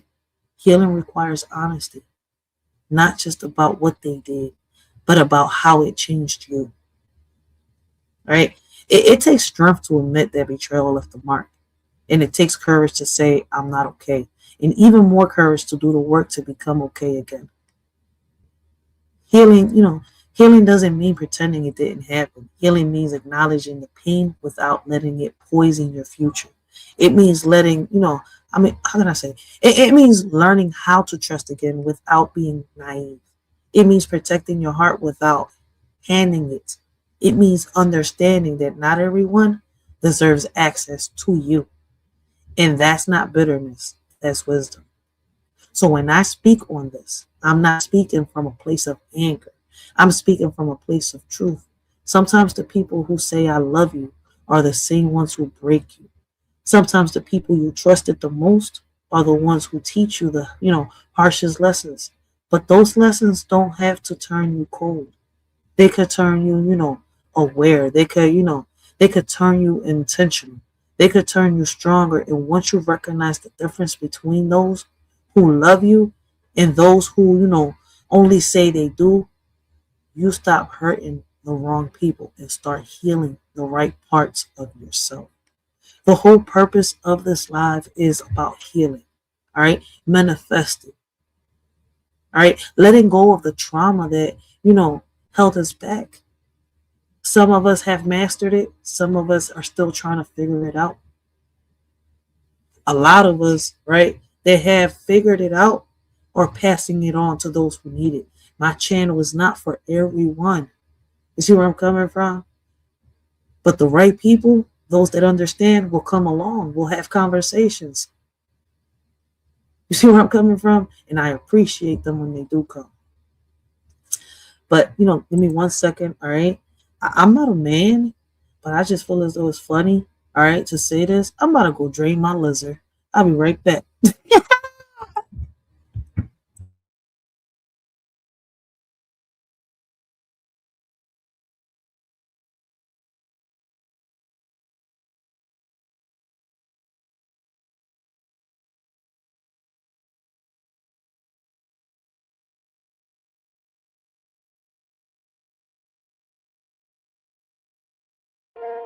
Yeah, we living in a world where the rules don't apply. They say we gotta follow, but we ready to fly. System got us boxed in, trying to keep us small. But we rise like the phoenix, we ain't scared to brawl. They feeding us lies, but we see through the smoke. We're the voice of the people, we're ready to provoke. They want us to divide, but we're stronger as one. Breaking chains, sticking names, yeah, we getting it done. It's us versus the system, we're breaking the mold. It's in the air, yeah, we taking control. No more silence, no more fear. Together we rise, let them know we're here. Riders ignite. In the world of division, they showed us how to share. But the weight of our sorrows, they never taught us to bear. We split our joys and laughter, but the pain remained untold. A burden we carry alone, a story left untold. They taught us to split everything, but not the heavy pain. It lingers in the shadows, a darkness we can't explain. We're never shattered pieces, trying to mend what's lost. They taught us how to split everything, but not the heavy cost. We learned to divide our dreams and multiply our fears, but the ache in our hearts only grew with passing years. They gave us all the answers, except how to heal. The scars that run so deep, wounds that time can't see. Yeah, they taught us how to share, but only the good. Smiles and laughter like we understood, but deep down inside there's a storm we hide. Pain in our hearts, we're just trying to ride. Put on a mask, yeah, we play the part, but nobody sees the cracks in the hearts. We share our dreams, the highs and the lows, but when it comes to hurt, we just close the doors. We share the fun times, deflect the pain, laughing in the sunshine, dancing in the rain. But the shadows linger, they creep and they crawl, breaking us down, but we don't share it all. We got hate in our hearts, but we keep concealed. Taught to share the joy, but wounds, they stay unhealed. They say love was easy to divide, but the heartache never subsides. We tried to split everything into two, but the pain lingers strongly true. Shared our dreams, divided our fears, but the sorrow remained through the years. No matter how we tried to let go, the weight of our suffering continued to grow. Now we're apart trying to heal, but some wounds are too deep to conceal. They said splitting up will set us free, yet the pain lingers in you and me. In a world where rules are set in stone, the system's grip tightens, we're not alone. Bound by chains of injustice greed, against the odds we fight to be free. Mighty forces try to keep us down, but our spirits rise, refusing to drown. Defying norms, breaking through the mold. In this battle of wills, our story is told. As the clash continues day by day, we stand united, come what may. For in this world where rules don't apply, our strength and unity will never die. They try to silence our dreams, but we're loud and clear. With every step forward, conquering fear. They can't hold us back. We're the fire and the flame in this battle for freedom. We're all in the game. They say it's just a game, but we're playing for keeps. With the strength of the many, we're shattered our leaps. No more puppets on strings, we're cutting the ties. With our eyes on the prize, we're reaching for the skies. So let's stand together, let's break down the walls. In this fight for our future, we'll answer the calls. From the ashes, we'll rise like a storm. Riders ignite, it's us versus the system, and we're ready to fight. They build the walls, but we're digging tunnels. With every step we take, we're shaking the bundles. From the streets to the courts, we're raising our voice. In a world full of noise, we're making the choice. They want to keep us blind, but we see the light. Knowledge is power, and we're ready to fight. From the corners of the city to the halls of the state, where the heartbeat of the struggle can't afford to wait. It's us versus the system, we're breaking the mold. It's in the air, yeah, we're taking control. No more silence, no more fear. Together we rise, let them know we're here. Riders ignite. They taught us to split everything, but not the heavy pain. It lingers in the shadows, a darkness we can't explain. We're left with shattered pieces, trying to mend what's lost. They taught us how to split everything, but not the heavy cost. Now we stand here broken, searching for some light, hoping for a way out of this never-ending night. But through it all, we find strength in each other's embrace. Together we'll face tomorrow and find solace in this space. They say don't bring the drama, keep it all light. But every night I'm fighting these demons in sight. Whispers in my mind, yeah, they echo when they shout. While I'm smiling on the surface, I'm breaking without. We're sharing the laughter, but what's underneath? A battlefield of sorrow, a war with no peace. We're warriors in silence, but nobody knows how the pain that we carry just grows and it grows. In a world of lessons learned, they taught us how to stand and burn. But the scars we hide deep inside are the ones that never subside. We followed all the rules they made, but the emptiness never fades. Their wounds like knives, cutting through even wounds that always grew. They painted pictures of success, but couldn't fix what's left on us. Now we're left to bear the strain of the pain that lingers, never wanes. It's us versus the system, we're breaking the mold. It's in the air, yeah, we're taking control. No more silence, no more fear. Together we rise, let them know we're here. Riders ignite. So remember this moment, remember this face, remember this sound. We're the voice of the future, and we won't back down. In the face of oppression, we'll stand up tall. It's us versus the system. And united, riders show. Man, listen, grab all the toxicity, all the toxic people in your life, throw them out the window, throw them into a trash can, right? Because that's exactly what they is. Yesterday's newspaper, and it is irrelevant. All right, but you know, let's get back on topic. All right, I hope y'all enjoy the lyrical poetry. All right, I think I'm gonna take heed to what Sheriff Clara said. There's this little app that will help me, right, with putting the poetry behind beats. So I'm definitely gonna take her advice, all right, and put a lot of my poetry behind beats and upload it to the shorts. All right. So anyways, listen, oftentimes what works for you is not, what your family and friends want for you, and that's a reality of a lot of people, right? Like, how can I say it? And that's the reality of a lot of people, right? Struggle to accept.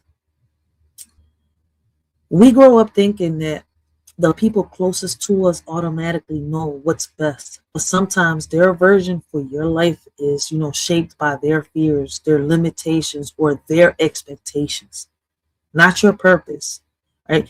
And when you start moving differently, healing differently, or choosing differently, it can make people uncomfortable. But discomfort, right, from others is not a sign that you're wrong. All right, it's a sign that you're evolving. That's why you have to pray on it and let God guide you, not people, not options, not pressure. God's direction will never confuse you. All right, but people's expectations, that will. Right, when you quiet the noise and actually listen to your spirit, you start realizing that the things that you were trying to how can I say, force were never meant for you in the first place. Guidance doesn't always come with applause. Sometimes it comes with isolation, clarity and path. Only how can I say it? In a path that you can only, that only you can walk. Like, you cannot bend yourself into, shapes that don't fit your soul just to satisfy someone else's desire. You cannot shrink your dreams to make others comfortable. You cannot dim your light because someone else is afraid of their own shadow. Fitting in is not worth losing yourself. And the moment you start betraying your own needs to keep the peace you've already abandoned, your purpose, your life is yours.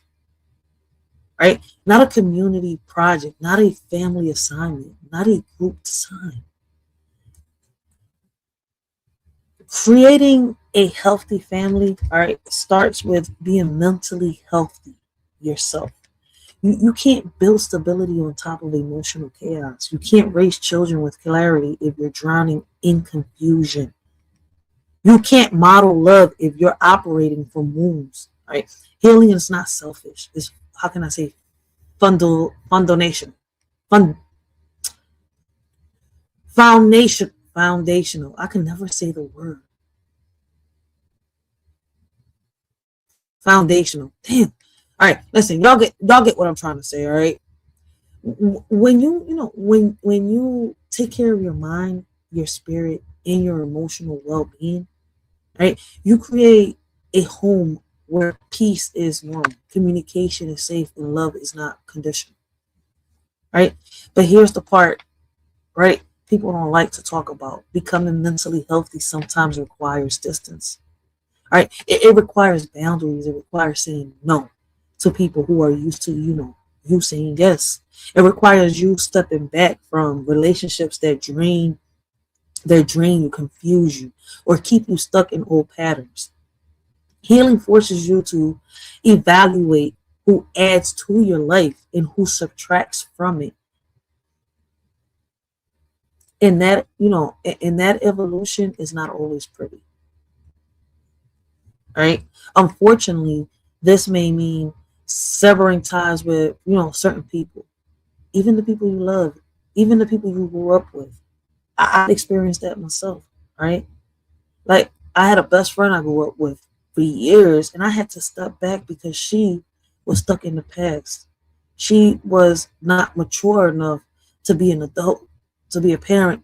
I'm not even gonna say a friend. Friend is, how can I say overrated? When, as kids, y'all was best friends, y'all was friends. But when you become adults, right, y'all grow up together and y'all do everything together, right? Help raise each other's kids. It's like y'all family now, your sisters, your brothers, right? And when that person, right, does things to try to bring you down for whatever the reason is, it's like you can't see that person the same way. It's like, I don't know, at one point in time, sometimes you might outgrow that person. But what hurts the most, right, is when it comes from a person that you thought you could trust. Because for the longest, they showed you, that you could trust them. But out of nowhere, boom, no signs, no red flags, you get stabbed in the back. Not realizing that you've been stabbed plenty of times before. See where I'm coming from? Like, unfortunately, listen.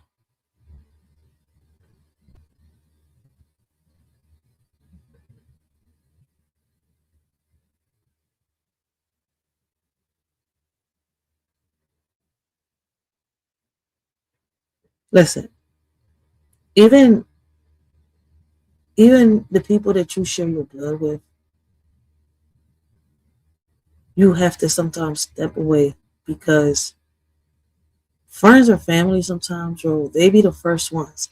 And it hurts because it has been proven time after time how, a complete stranger, shout out to the families that are out there that are rocking out, but even the families that come out here and say, well, we're strong, we're this. It's crazy how sometimes when you end up seeing behind the scenes, they're not really that strong. All right. But even blood, you have to distance yourself. Because listen, love without respect is not love. Family without boundaries is not family. And connection without peace is not connection. Sometimes the most spiritual, mature, you know, God-led decision you can, make is walk away from what harms you, even if it comes from a familiar face, friend or family. All right. At the end of the day, your life is your responsibility. Your healing is your responsibility. Your peace is your responsibility. And anyone who truly loves you will support your growth, not fight it. You deserve a life that, aligns with your purpose, not one that keeps you trapped in someone else's expectations. So pray on it. Trust your intuition, right? And move with intention, because the moment you choose, yourself, you open the door to, how can I say, the life that God has been trying to give you all along. Yeah, my phone just died. I gotta put that joint on the charger. Like, I think it's time, listen, let's normalize doing what works for you. Not your family, not your friends, not society, not the people who think they, know you or know your life better than you do. Right? We spend so much time trying to meet expectations that were, never ours to carry in the first place. In the moment you start choosing yourself, people act like you're doing something wrong. But the truth is that, the only person who has to live with it, right, who has to live with your decision is you, not them. You. And that alone is enough reason for you to move in alignment with your own spirit. All right. People love to tell you what, you should do, but half the time they're protecting their own fears and insecurities or regrets onto you. They want you to follow their blueprint because they never, had the courage to follow their own. They want you to stay small because your growth, it exposes their, how can I say, stagnation. They want you to choose comfort over purpose because what they choose, because that's what they choose. All right. But you're not obligated to repeat anyone's mistake, anyone else's story. You're here to write your own. All right. You're nothing more than just, how can I say, a soul with a story to tell.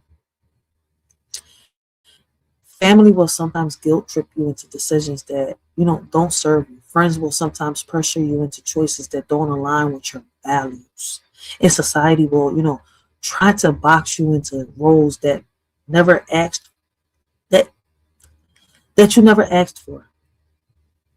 All right. And if you're not careful, you'll wake up one day living in a life that doesn't even feel like yours. That's why doing what works for you, it's not selfish. It's survival. It's self-respect. It's honoring your own path instead of living on autopilot all the time. All right. Like when you start choosing yourself, right, you're going to lose people. That's a guarantee. But the ones you lose were never meant to stay in the version of your life where you're aligned, healed, and intentional. People who benefit from from your confusion will never celebrate your clarity. People who benefit from your silence will never applaud your voice. And people who benefit from your, self-abandonment will never support your self-love. Let them fall away.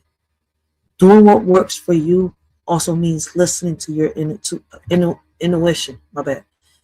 That inner voice that whispers the truth even when you don't want to hear it, right? It means trusting your own judgment instead of outsourcing your decision, all right? Outsourcing your decisions, to people who don't walk in your shoes, right? It means honoring your boundaries, your peace, your mental health, and your purpose, because at the end of the day, nobody else can feel what your spirit feels. All right. And nobody else can hear what God whispers in your ear, what he whispers to you. And let's be real. Society will always have something to say. They will judge you. Like they will judge you if you follow the crowd. And they'll judge if you don't.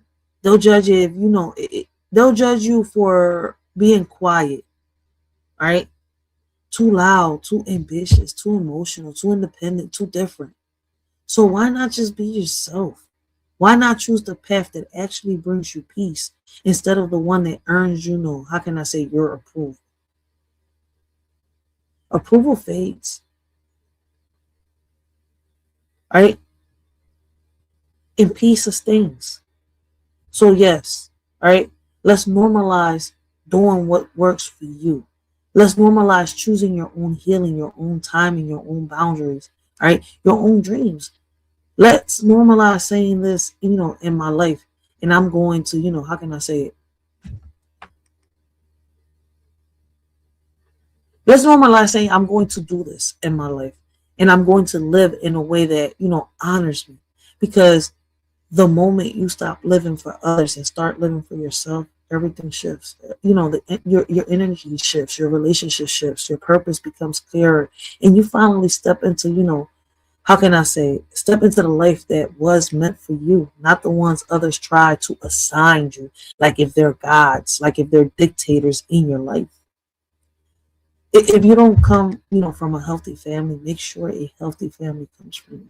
And I say that with my whole chest because it how can I say, it's one of the realest responsibilities we carry. Not, how can I say, not everyone was raised in a home filled with love, communication, safety, or emotional stability. Some of us grew up in chaos, silence, confusion, all right, or survival mode. But the beauty of life, right, is that cycles can be broken, patterns can be rewritten, and legacies can be rebuilt. You're not doomed to repeat, you know, what you came from. You have the power to create something better, right? A lot of people don't realize how much their upbringing shaped them until they're, you know, older, until they're raising kids of their own or trying to build relationships or trying to understand what certain things trigger them. And that's when, you know, it hits you, right? I wasn't taught this, and a lot of people wasn't either. I wasn't shown this, and so, you know, others like me. There's so many others like me. All right, I didn't grow up with this, but how can I say it? But instead, you know, of letting that become an excuse, it could become, how can I say, a starting point, a moment of awareness, a moment where you decide that the dysfunction stops with you. Creating a healthy family means pretending your past didn't happen. I mean, you could tell I'm tired. Listen, creating a healthy family doesn't mean, all right, pretending your past didn't happen. It means acknowledging it without letting it control your future. It means saying, yes, I came from pain, but I'm choosing peace. Yes, I came from confusion, but I'm choosing clarity. Yes, I came from brokenness, but I'm choosing healing. That choice alone is powerful. It's the moment you step out of survival mode and into intentional living. All right. It's the moment you stop repeating and start rebuilding. All right. We got to be real with ourselves. Building a healthy family, you know, takes work. It takes emotional maturity, self-awareness, and patience. All right. And a willingness to unlearn everything that harmed you. It means, you know, to love without conditions, even if you were raised with emotional distance. It means learning how to apologize, how to listen, how to set boundaries, how to show up consistently. All right. None of that is easy, but all of it is necessary. All right. Sometimes the hardest part of creating a healthy family is realizing that you can't bring everyone with you. Some people from your past, even people, you know, you love, are not healthy enough to be a part of the new foundation, right? You're built like that foundation that you're building. And, you know, that can be painful, but protecting your peace, your children, your home, your mental health is not disrespect. It's responsibility. You can love people from a distance and still choose not to let their dysfunction into your new chapter. All right. And here's the truth. All right. Like, you don't have to be perfect to create a healthy family. You just have to be aware. You just have to be willing. You just have to be committed to doing better than what you came from. Healing is not about, you know, having all the answers. It's about being brave enough to ask the right questions. It's about being honest enough to say, I'm learning. It's about being strong enough to break the habits that were handed to you and replace them with something healthier. So yes, if you don't come from a healthy family, make sure, a healthy family comes from you. Make sure your children grow up with the emotional tools you had. How can I say? You had to teach yourself, right? Make sure your home feels like safety, not survival. Make sure your legacy is one of healing and not hurt, right? How can I say? You're not defined by where you come from. You're defined by what you choose to build. And choosing to build something healthier is one of the most powerful, generationally transformative decisions that any of us will ever make. Any of us. Because like I said earlier, I'm including myself in this. All right. Because if I'm going to say, anything, all right, I'm going to speak on me first. And I'm going to tell you how it is that I've overcome, the situations. What the fuck? Oh man, we got a lonely wife in the chat. They think my husband left me. It's okay, baby. You ain't gotta deflect on me. We understand your husband abandoned you. You're alone. You're in my chat. All right. You don't know how to receive the message. All right. You may not like the messenger, but it's okay. We understand, Maritza. We understand. Keyboard warriors at their best. All right. Out here at 2:40 in the morning. All right. On a positive channel instead of going to a drama channel. We get it. We get it. You want some attention. You want some attention. But it's okay. You can't get it here. You have to go somewhere and hop on a rainbow. Have some fun. Go taste the fucking Skittles. All right? But anyways, guys, that's all I wanted to put out here. All right? That's all I wanted to say. With everything that's been happening, right? Like I said, we got to lead by respect. We got to respect ourselves first. Right? And if we want our kids to, break these cycles, we have to lead. Lead by example. And a lot of parents, all right, a lot of people is failing in that. Mr. Oaks, is there anything you want to add to this conversation?